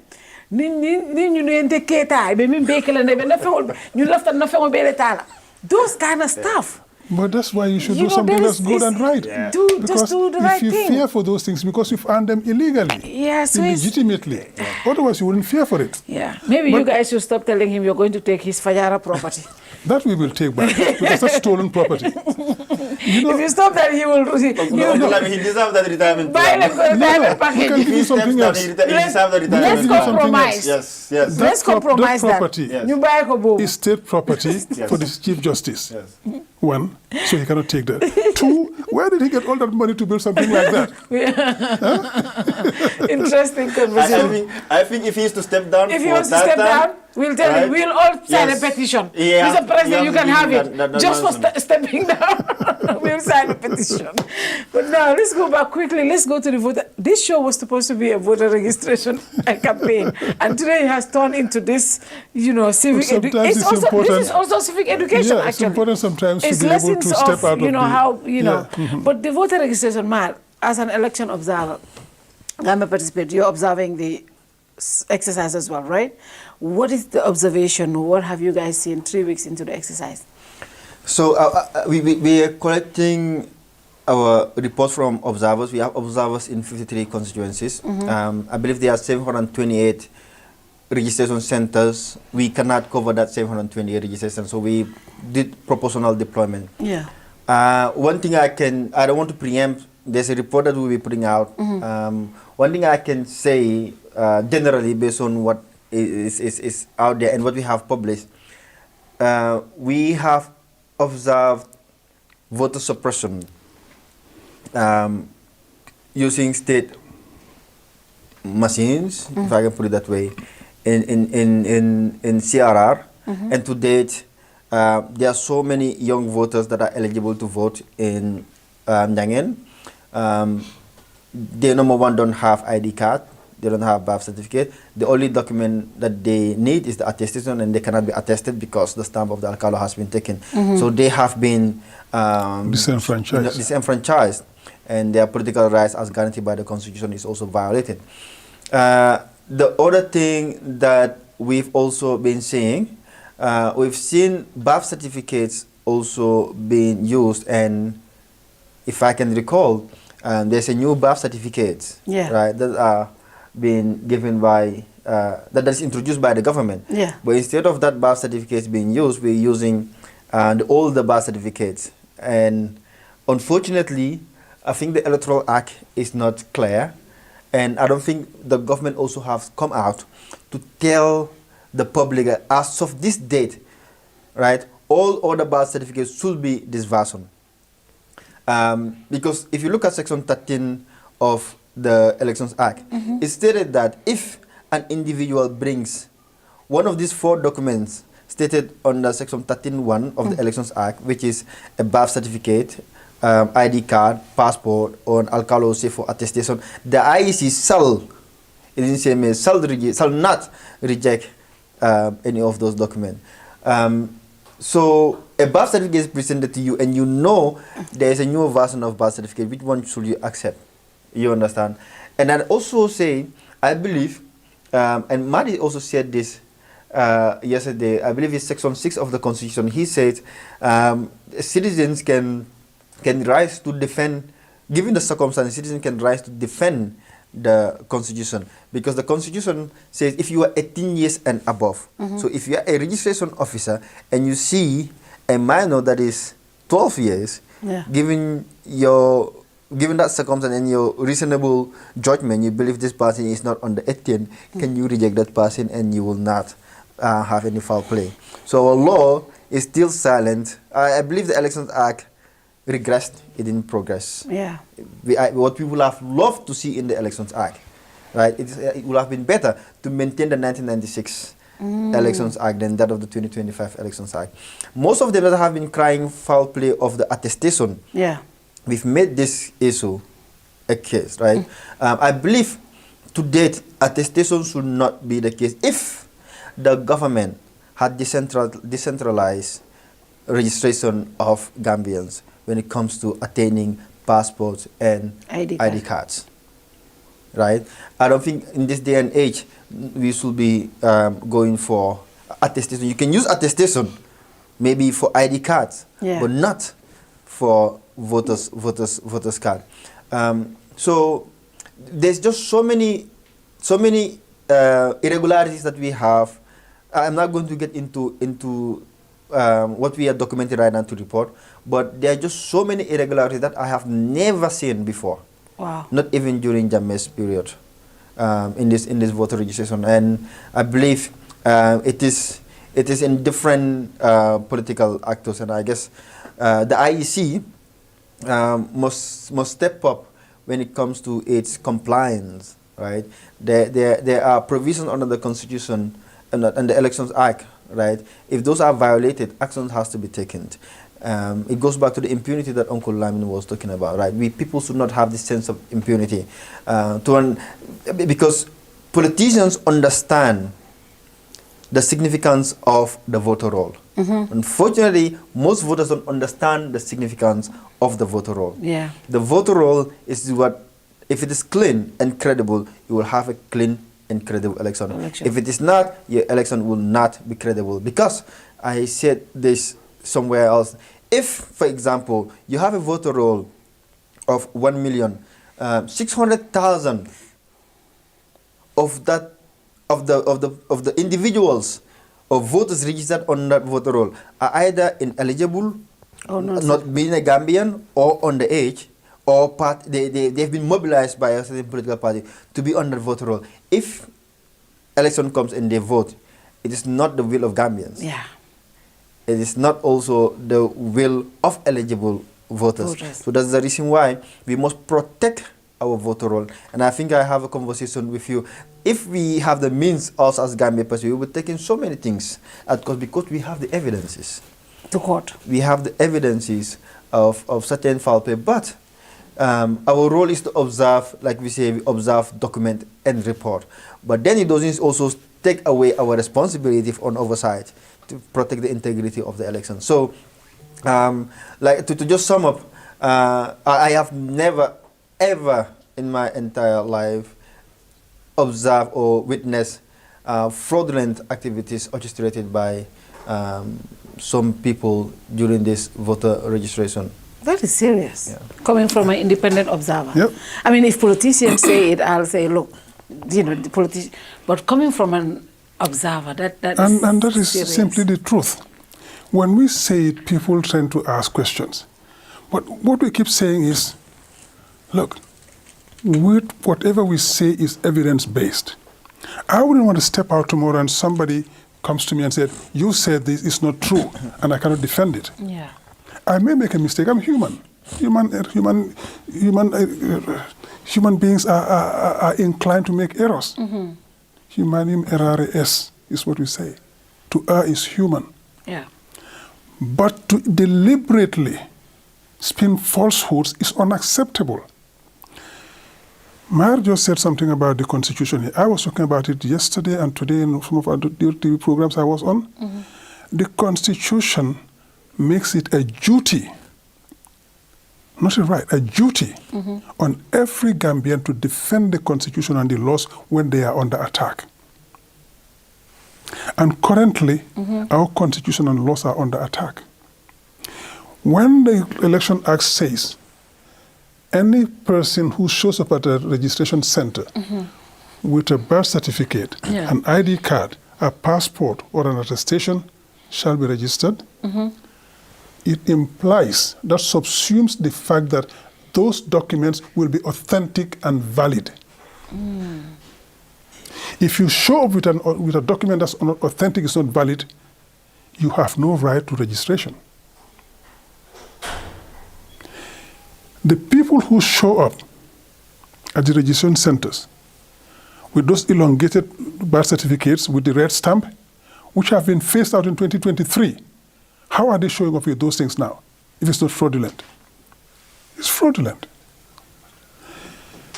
The person who shows up with a birth certificate, electronic one, but which has flaws in it, the IEC is required to say no. The IEC is for a reason that now it says that the IEC is the ones who are going to give out attestations, and the alcalos and savos will only certify them. But the IEC would refuse to give attestations, and rightly so. Have the chiefs and alcalos and NPP officials coming over to pressure them to give the attestations. That's wrong. They're supposed to be independent, right? Now, when you go to a polling station, a registration center, you see a kid who evidently can be more than 12, 13 years, who comes with a birth certificate to get registered as an adult to vote. Yeah. The IEC has every right to say no, because otherwise they will be an accomplice in nationality theft. I want to comment, and this is something that I had a conversation with Marr Nyang last week. How do we, for example, you see a kid and you definitely know this person is below 18. But again, the person is showing up with a birth certificate that says he's 18 and above. Yes. The IEC, what does the law say that the IEC should do? Because the document that they're bringing is saying 18 and it's a Gambian birth certificate. The law is quite on that, but IEC is getting very bold, and I like that. Yeah. They issued a resolution, I think on the 15th of April, saying that the law says anybody can give, any chief or alcalo can give a birth certificate anywhere in the country to anybody from anywhere, and you go register where you want. The IEC says no. Our law says you get your birth certificate in the district where you were born or you are resident. So if the Electoral Act goes against that, IEC said, no, we're going to interpret that. So you get your attestation from the district where you were born or resident, and you get your registration voters card in that region. Yeah. Which makes common sense. How will the Alcalo of Basse Santosu know me and give me an attestation to come and register here? That is encouraging and sustaining fraud. 1 point. 2, the kids who are in school showing up to register and tell you, I don't have a birth certificate, you should reject them.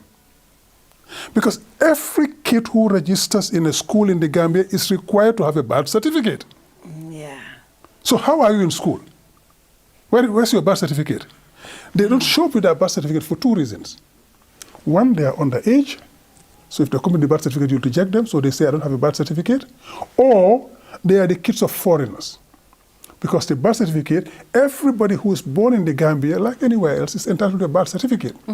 But the birth certificate said non-Gambian parents, NGP. So if you show up with a birth certificate that says NGP, you cannot register.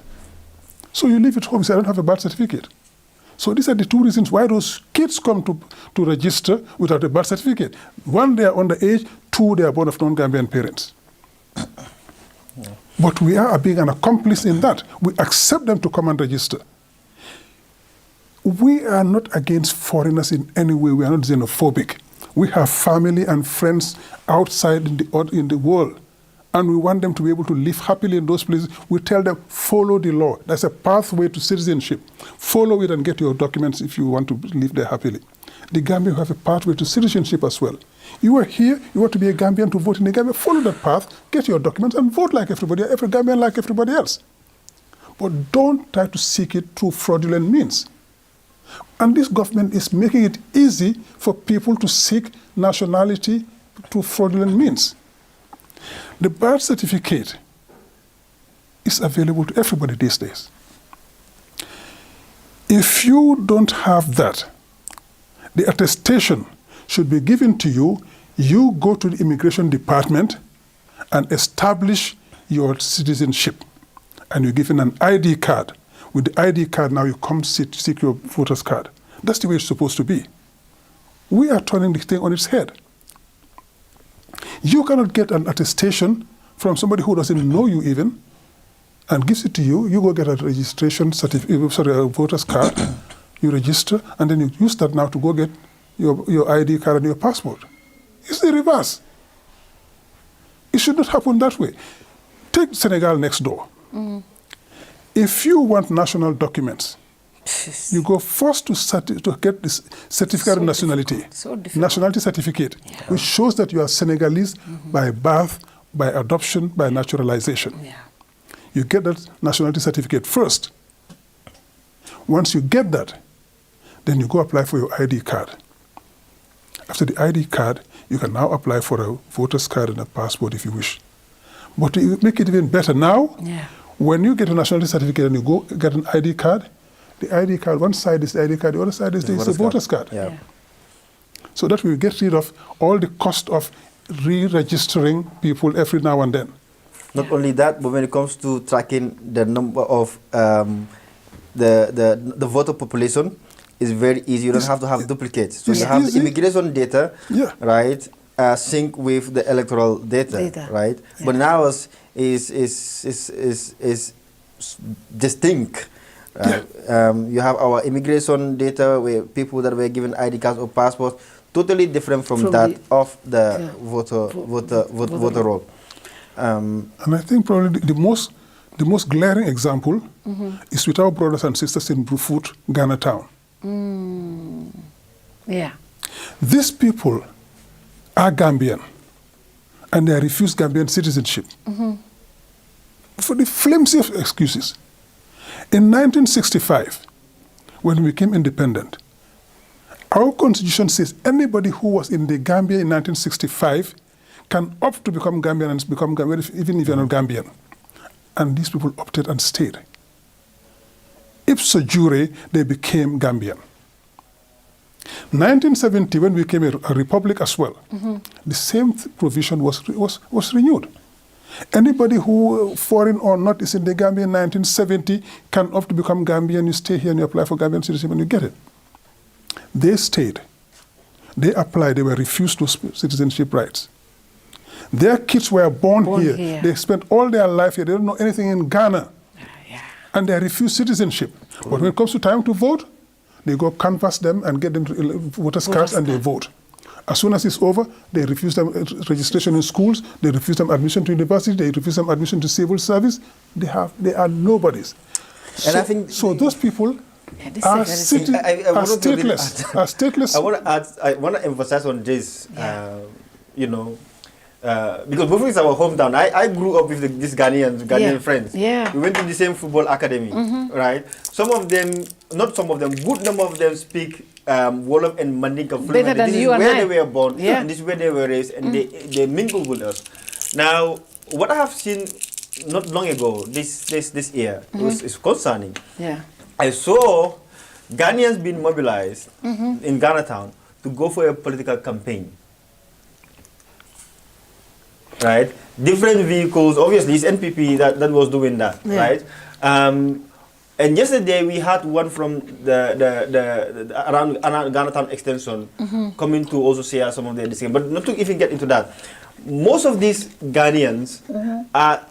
I even call them Gambians. They are Gambians. Exactly, that's what I was going to say. They're not Ghanaians, they are Gambians. These Gambians, they are subject to several harassment by law enforcement officers. These immigration officers? Yes, immigration. This alliance card and so on. And even when they go to renew their ID card at immigration, they look at them with another eye.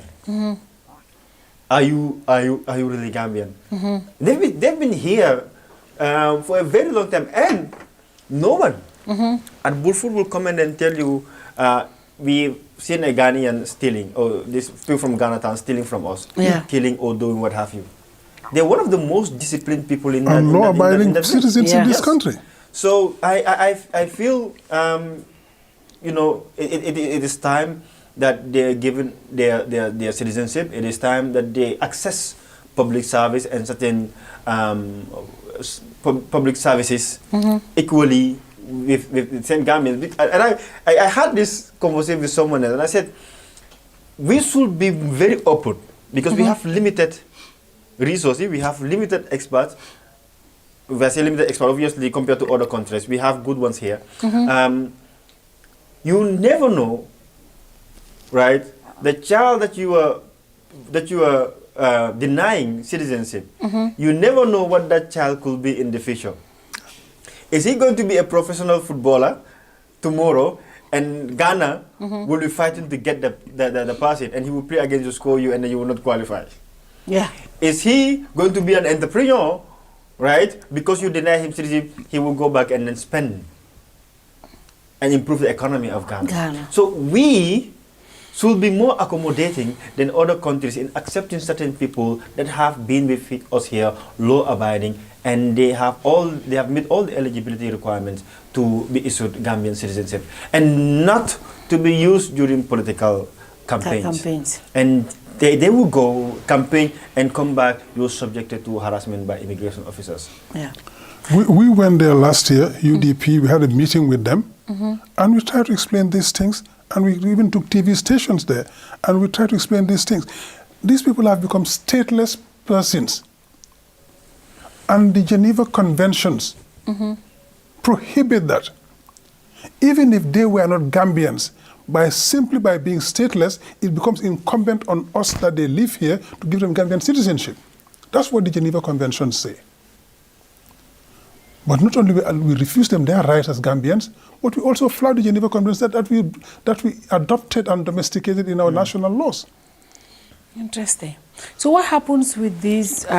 You said there are so many issues that your report is flagging, and you have never seen anything like this before. Now, Gambia participated as a civil society group. Are you able to take this to the revising courts, or are you able to, because once the revising courts is over and the electoral list is confirmed, even if you go to the court will not disqualify. We have seen the attestation case in Banjul, even though the court ruled that the mayor cannot attest, but those voters still remain in the books. Now, if you guys have seen so much that you think is concerning, but once it did not go to the revising court and the revising court confirms everything and we have a new electoral roll, even if it goes to another court, there's nothing the courts can do because we have seen a ruling like that. What are you able to do with stuff like that? I think for us, to be honest with you, with the revising courts, they're probably going to be hundreds of thousands, perhaps around 300 to 500,000 new voters that could be registered on the voter roll. I'm just giving an estimate. Okay. An estimate. It could be less. It should be less. It should be less. Much It could be less. Much less. Right? Because I'm looking at the data for those that have turned 18. After December 4th, I believe, 2021 to date. On December 5th. Yeah, December. 2021. Oh, okay. Yeah, after the 2020 was December 4th, no? Yes, that was December 4th. That right? was the last year. So after December 4th, 2021, how many young people have turned 18? We went to different schools doing voter education. There are certain schools that we went to, hundreds of people turned out. They are not. They are first-time voters. Yeah. They've not had voters cards before. And if you go to madrasas, it will be the same. If you go to certain unofficial, should I say, the labor market, you also find certain young people that are 18 years, right? So it will be good numbers. So we will not have the capacity because with the revising code, what you have to do now, when the IEC puts out the list, right, you need to go and then look at certain individuals that do not have been registered or individuals that were denied registration. You have to fish them all out and then question that at the revising court. We will not be able to do that. One thing that we are considering going to court is the issue of voter suppression and voter fraud. Registration fraud. That is two things that we are considering to challenge after the voter registration. That is what we are looking forward to. Will like Nyangen, is it Nyanga Bantan case? Because the Alcalo stamp has... We've had not only Nyangen, I think we've had another place where the CFO took the stamp of the Alcalo. I think it's Nyanga Bantang. I think it's Nyangen. Another one in Sierra also happened, apart from Nyangen. There's another one in Sierra also. I don't know whether this one is Sierra. It happened in Bantanjang. Bantanjang, right? In Fonyi. In Fonyi, okay, so we are looking at that because that is voter suppression. It's suppression. And I had a very good friend of mine, a parliamentarian. We had this debate, and he told me that, well, the law gave the Alcalo the authority to do the stamping, so the Alcalo should not give the stamp to his son. And I asked this question. Okay, that is fine. So tell me, when you go to registration centers, do you see the Alcalo or their immediate family members doing the stamping? It's their immediate families. In all of them. So what is right about what they are doing and wrong with another person? They are both wrong. Yeah. The Alcalo is given a stamp and treaty personae, as we say in law. It's him just given this stamp, not to be delegated to somebody else. You can get somebody to help you with the administrative paperwork, etc. But the responsibility of stamping is yours. Because if something goes wrong, you are the one answerable for that. So the Alcalo is not authorized to give his stamp to somebody else to do the stamping for him. It should be the Alcalo. In the case of the revising courts, you might not be able to go. But political parties, we will be going to revising courts. We have asked our agents on the ground to document every single case where they think either the person who registered is a minor or the person who registered is an alien. And we will take it to court. We'll go to revising courts. Nothing is going to allow to fly this time. That is the way we put an end to illegality and impunity in this country. Let's take it to court. The reversing courts this year are going to have so much work. Yeah, Their period of work, the time will be probably extended. Yeah. Because we're going to challenge every single one of those things. And we have come to an agreement with the IEC. And again, we applaud them for that. And that is what the law is. Anybody who registers, the law says we cannot stop somebody who's supposed to be those documents to register. We don't stop them. Yeah. We follow the law, we obey the law. But the law allows us to ask the presiding officer in that registration center, once that person finishes registering, we say, what did you say that lady's name is? Fatou Toure. Yeah. I don't think she should be registered, so I want her particulars. Yeah. So the registration officer will give us your name, your surname, your voter's card, etc., all the particulars we need. Yeah. And we're collecting that. And we're going to go to court with them to be able to identify Fatou Toure who registered in Lamin or whatever, and then we challenge it in court. In court. That is what we're going to do. And hopefully, the political parties might even come together and have a sort of a class action on it. Yeah.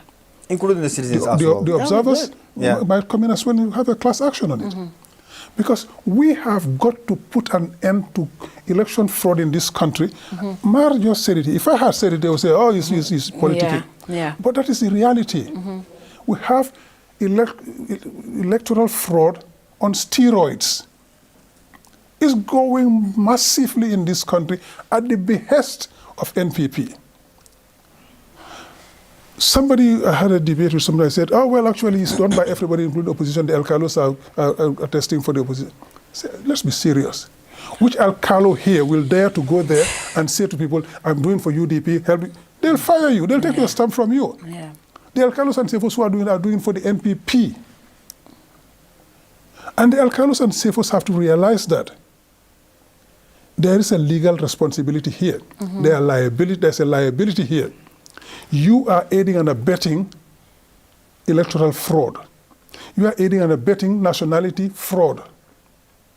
You are aiding and abetting people to acquire the Gambian nationality through false pretenses. All of these are punishable under the law. And you, the alcalo or the CFO, who knowingly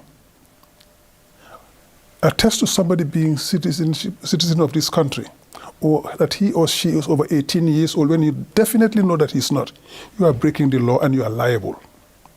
And you're going to answer for that in court. Yeah. So people have got to be careful what they do. But they will not be unless we hold them accountable. And that's why I say the institutions cannot defend themselves. People will have to defend the institutions. Yeah. So the laws are clear in the country. Yeah.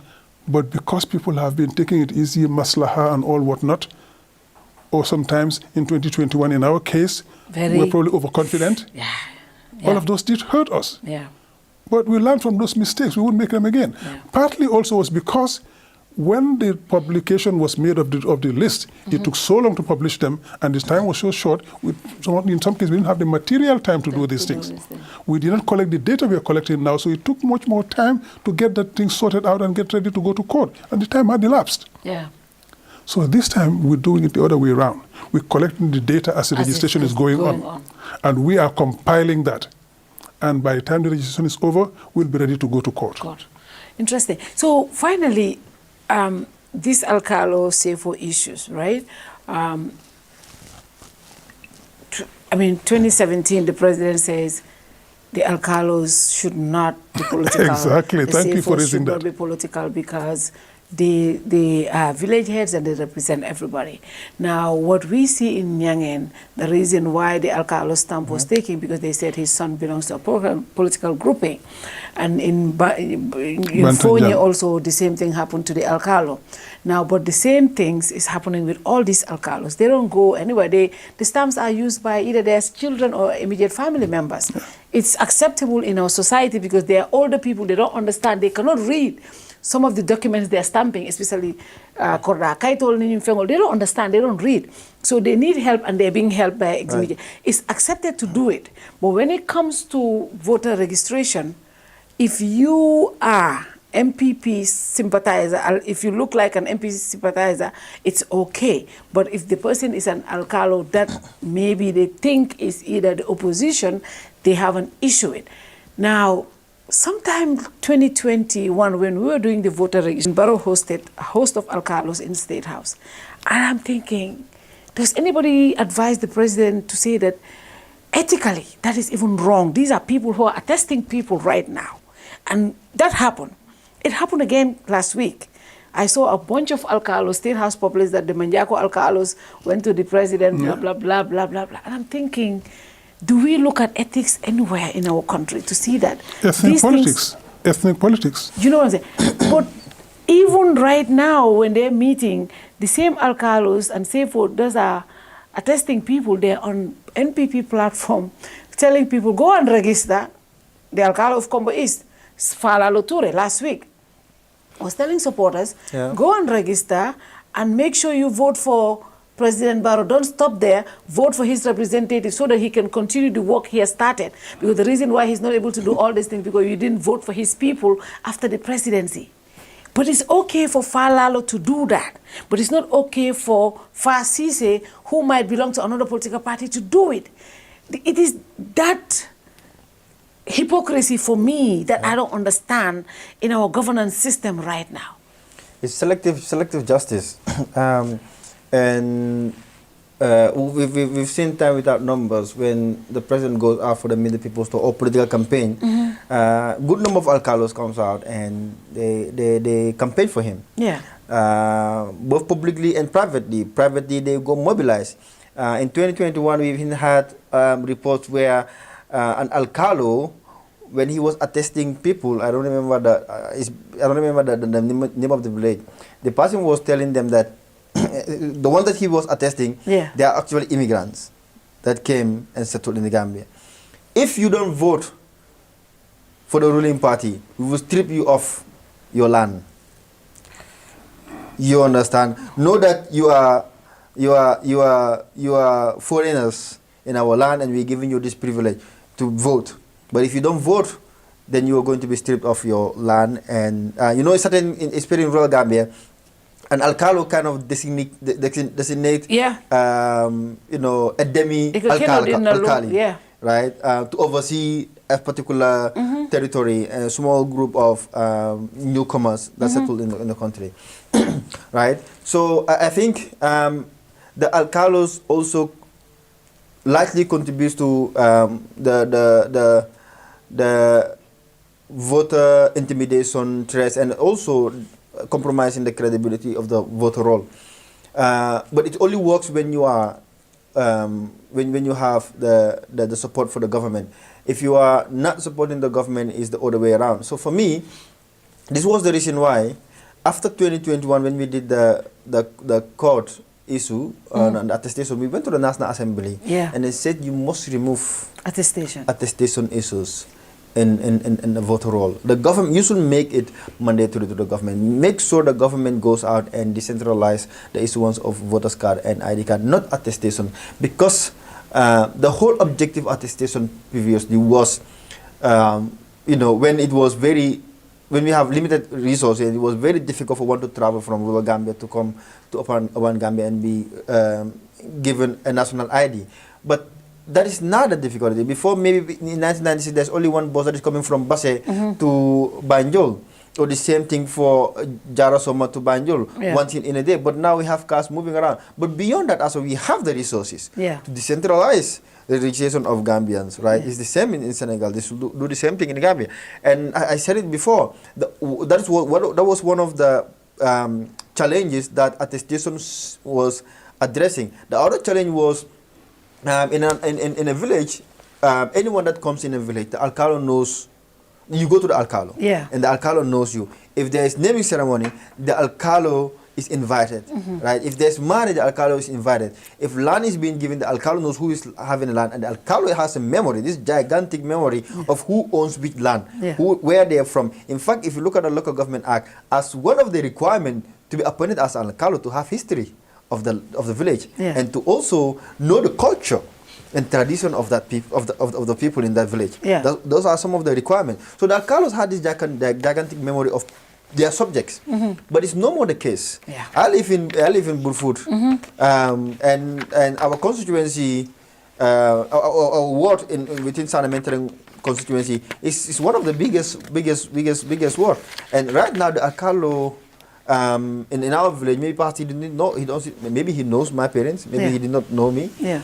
You look at other villages. The Alcalos might not be able to know everyone, so they cannot attest, right, that you are Gambian, you are above age. So, I think this whole attestation, when we were advocating against it, there were certain parliamentarians that were hell bent to maintaining this.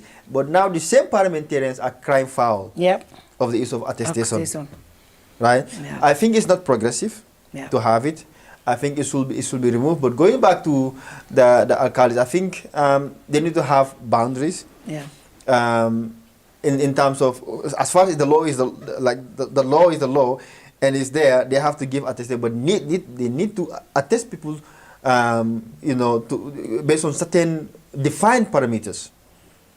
You understand? You cannot mobilize people and give them attestation, or you cannot just deny someone as attestation because they do not align with your political ideology or the party that you are supporting. So I guess for us, going back to what I was saying, we wish we can document, because a part of our observation checklist, what we just document is if there is anyone that is registered that should not have been registered, or someone that was denied registration, right? We just document that and then report. But going through the list, I think the citizens will do that. I remember in 2018 in Basse, there was a candidate who was vying for local government election, or it could have been maybe perhaps 2017 for parliamentary. So this individual was already nominated by the IEC, right, to run for office. It was lost to the public, lost to the political parties, lost to civil society. It took one individual to challenge that, and they said this person has criminal records. And that's how that person's nomination was quashed. So citizens also have duty to defend the constitution, as you said. Yeah. Right? If you see people going out to register, like he said, the law prohibits you from preventing them from registration. Yeah. You need to document and then challenge, and you can actually appeal during the revising court. And the list that the IEC is going to publish is the draft. Yeah. Right? Once it is, the revising court go through and then make the deletion and the adjustments, after hearing all the appeals and coming with their verdict, that will be the final list. So I guess citizens, political parties, and everyday Gambians will actually pick this up to go out and challenge these issues. Obviously, to be honest, we will not be able to, we don't have that capacity, we don't even document that. What we are considering taking to court is the issue of voter fraud and the voter suppression. Yeah. The Alcalos issues. The Alcalos issues, for example, today I was in Fararo to an interview. Yeah. And while I was there, I was called to say our colleagues and the police had nabbed somebody and taken him to Fararo police station. This gentleman came to Buffalo to one of, I can't remember, Buffalo to something. Yeah. They came there to register. And he was found to be suspicious. Wow. And he was questioned. And when the questioning became very tight, he said, yeah, actually I'm from Guinea-Bissau. I came to the Gambia 2 days ago. But my landlord, the one I'm staying with, says I have to come and register, and he compelled me to do this. Wow. He admitted that. So they took him to the police station in Fararo. And the police were reluctant to take the case. They just entered the day, but they wouldn't call the other people who were accomplices in bringing him the birth certificate and encouraging him to go. They didn't want to do that. So we're going back there tomorrow. Wow. But this is happening all over the country. It's happening all over. All over the country. One of the famous cases is the one in Tangier. Yeah, Tangier case. That lady came to that polling registration center. With birth certificates. With birth certificates, blank. And she was filling in the names of the people, MPP, who came to come and register. No birth certificate is issued as a blank in this country. Wow, that's serious. And you also saw the dates, 2026. Yeah. And like it just goes back to the inconsistency. Right? You have a newer version of birth certificate. But you are issuing the all in of which you are taking, your photograph is taken, your details are taken, there's a barcode. But then you have 2026 birth certificate that was issued to us during the early 90s. Exactly. You have all of those weird cases. This lady was taken to The police. to her home first. When they searched her, they found blank birth certificates in her bag. They went with her to her home. They found other blank birth certificates there. She was nabbed and taken to the Brusubi police station. And she's currently under criminal investigation, CID. But Sidinja goes to our stakeholder forum and tells us the lady has been cleared. I said, no, that's not true. I was at the Brusubi police station the day before to inquire about this lady, whether she has been, because we were told that she's now been made agent for NPP in Tangier. Somebody who was caught defrauding our system and who is under police investigation, and you have the gumption to appoint that lady as your agent. It's like you catch somebody for stealing, and then you give him the opportunity to look after the house that he was stealing in or the shop that he broke into.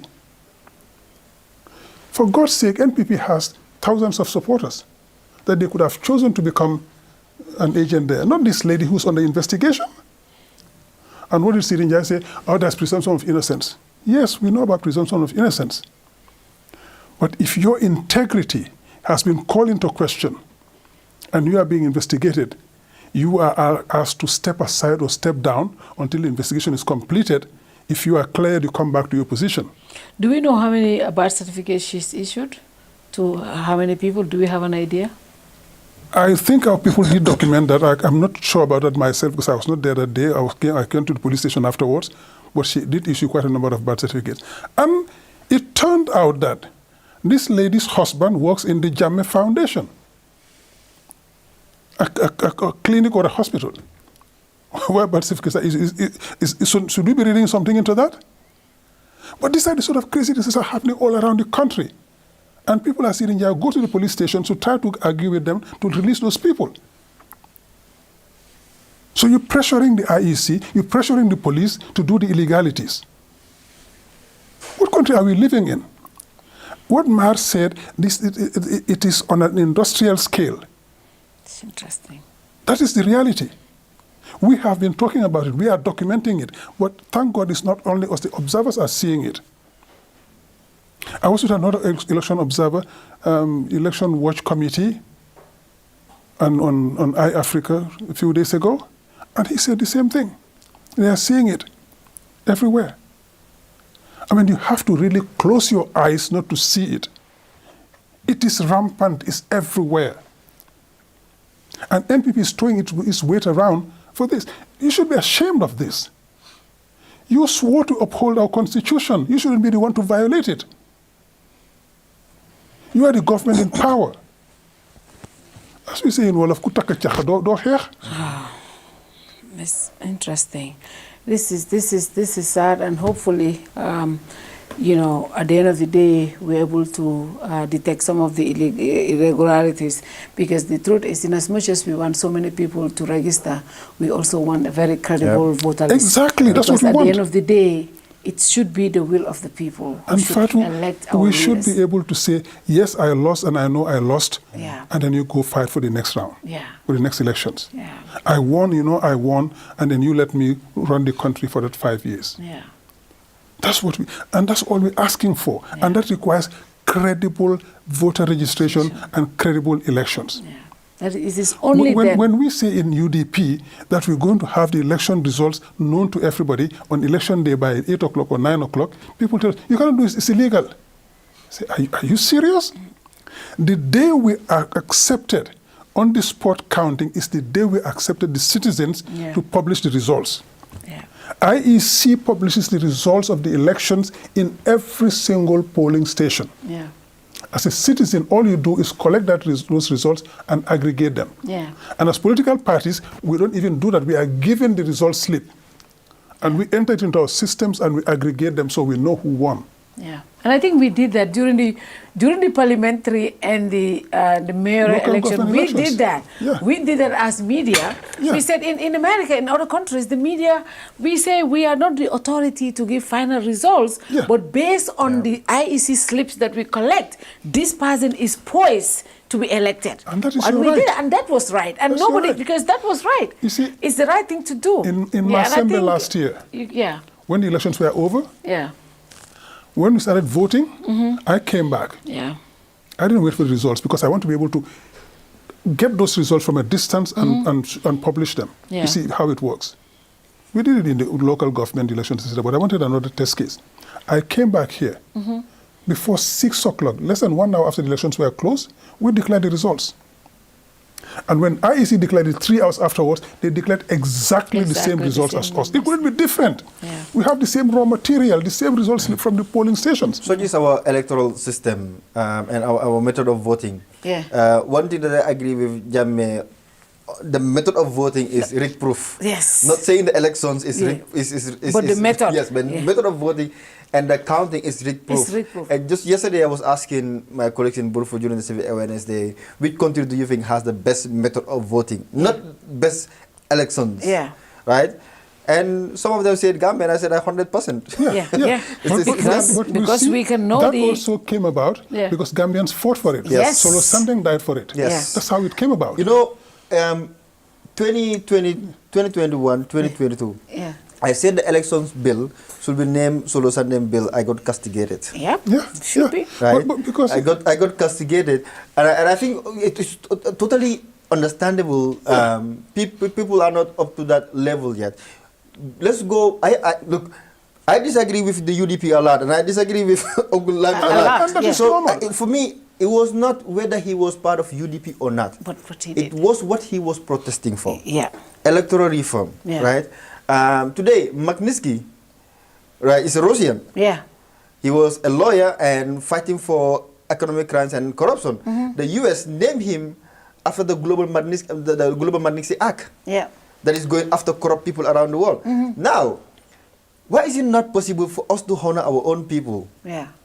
and name laws or certain policies after them? And I saw GPU started doing that. Yeah. The Cherno Jalo Code of Ethics. Yes. Yes. Yes. You understand? And you see, But then naming this particular electoral act after Solo would have been very, Yes, with the content. because with the content of With the it, content that's he not did- what he yes. was advocating With the for. content, he doesn't that's deserve true. that. That's true. It can only be named after we get the right, The right. what he was. Yes, And it's exactly. so sad that in 2026, after everything that we went through, after what Solo died for, we're still talking about these same Yeah. we're electoral laws. retrogressing. Yeah, We're retrogressing. But the counting on the spot. That is- I feel it's our electoral system is unique. Our vote method of voting is unique. It is transparent, and it is the African way, Yeah. which should be preserved. And when we were making our recommendation 2020, we said the IEC should explore how to harmonize, Yeah. right, different elections on one day while maintaining the marble system. Yeah. I think it could be improved. Yeah. Right. But this is what we wanted to use. Yeah. Imagine, for me, sometimes it becomes so passionate observing the vote counting. Yes. Yes. So I look at that and I compare with other countries that have observed elections. So you see those that are using paper ballots in Nigeria and Sierra Leone, very similar. Yeah. They use the same, it's very similar paper ballots. But what determines a valid and invalid vote in Nigeria is different from that of Sierra Leone. But what is common is you have this paper ballot, you have a name of an individual and their party logo, and then you have you as a voter against their name. It is a row you can tick. Now, in Sierra Leone, I believe it says the voter intent. Yeah. So you see certain people, obviously they cannot write, they cannot sign, they will just put a dot. Yeah. But now one counting the result will say invalid vote. But you will Invalid. see the dot against the individual. Yeah. In Nigeria, you will see someone else signing or thumb printing, or the sign, the signature, right, is in the middle of it's between two candidates, Yeah. and they call it the they call it invalid. Yeah. In our case, it's not the case. Yeah. Right? I was just making fun of our Burfoot people. Unless you have a Burfootarian who will just come and put the marble on top of the ballot.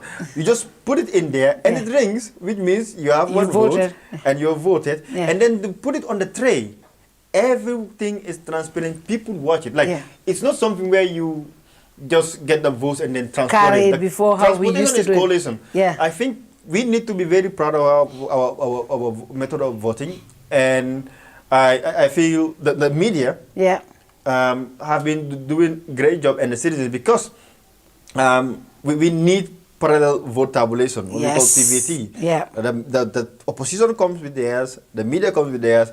Us observers, we also have our result. We can also know who wins elections, but obviously we will not go announce. So when the media puts out theirs, the political parties put theirs, the IEC put out theirs, we also corroborate it with ours. Yeah. So I think that is that is it. That is important. Yeah. You know, because you remember before the on-the-spot counting, when the elections were over, the ballots were transported by government officials. Yeah.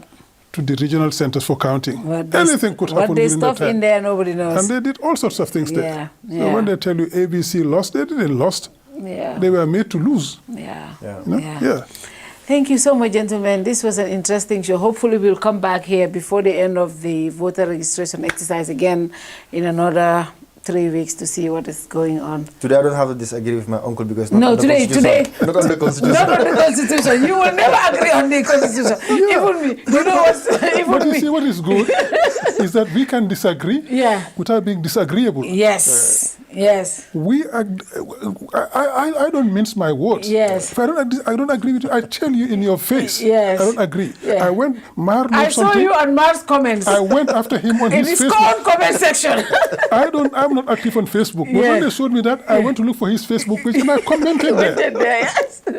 So he knows that I disagree with him. Yes, and that was good. But those are the kind of... That is a political difference. Yeah, that's true. But that doesn't mean that we disagree in the future. Such is our position, right? We do the same thing. Sometimes we agree with the government, we call names, and we disagree with the government, and those in the government call names. That is for us the beauty of enjoying your independence, right? Especially civil society. Yes. It's always good to be... When I get attacked by the opposition, I'm like, this is good because that shows I'm independent. The opposition is attacking, they are disagreeing, the government is disagreeing. That shows that, you're for or offend. But when you agree with everybody, then that shows something is wrong. That says something is wrong. And that is it. Thank you so much, gentlemen. We'll definitely be back next week. I'll be back on Thursday for my main show. I don't know who I'm having, not yet. I don't have a guest yet from here. Now I do 3 shows a week. It's 3 a week now. That's good. I do this, and then I do my show, and I do the Yona Hour. 3 shows, Monday, Thursday, and Friday. Oh, okay. Getting guests on all those shows is so challenging. But, it's election year. And I have a podcast coming. Okay. That I'm going to be hosting here also once a month. Okay. 12 episodes, it's not, the advert is coming very soon. Okay. So I'm going to be very busy in this for the next couple of months. That is why we will not be silenced by any law. No. We will not be silenced. Exactly. We are not cooperating. We are not participating. I support that position. Thank you very much, gentlemen. And Thank to you. the team, thank you very much. See you again on Thursday. Bye-bye. Thank you. Jamano Money Transfer Bureau de Change, your go-to option when it comes to money transfer. With Jamano, you can send money from anywhere in the world to your family and loved ones in the Gambia and be sure the funds will be delivered to them within the shortest time possible. For your convenience, funds sent through Jamano Money Transfer can be picked from all the banks and multiple other financial institutions, including Ajib Bank, Trust Bank, GT Bank, Mega Bank, Basic Bank, Reliance Financial Services, and Approved Services. Visit our head office at Bruceby opposite AfricMed next to Trust Bank Limited or email us at info@jamanomt.com. You can as well call us on 310-3050 or 310-3051 or yet still 733-0688. Our opening hours are 8 a.m. to 8 p.m. Monday to Saturday and 9 a.m. to 4 p.m. on Sunday. Yamano Money Transfer, your most trusted money transfer service where customer satisfaction is paramount. When you think of a simple, fast, and reliable money transfer, think Yamano Money Transfer.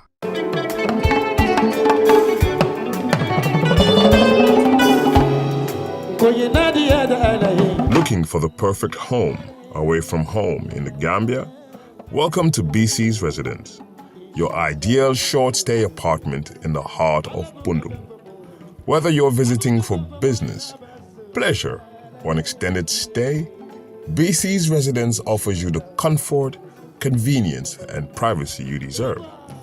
Enjoy spacious, well-appointed accommodations in a peaceful neighborhood just behind Nusrat High School. Our residence combines modern amenities with authentic Gambian hospitality, ensuring your stay is both comfortable and memorable. At BC's Residence, you are not just booking a room, you're finding your perfect base to explore all that the Gambia has to offer.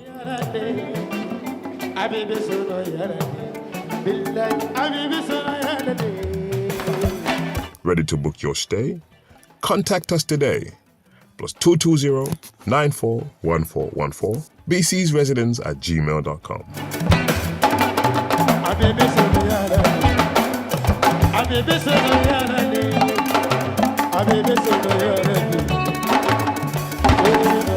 BC's Residence, Bundung, behind Nusrat High School. Your comfort is our priority.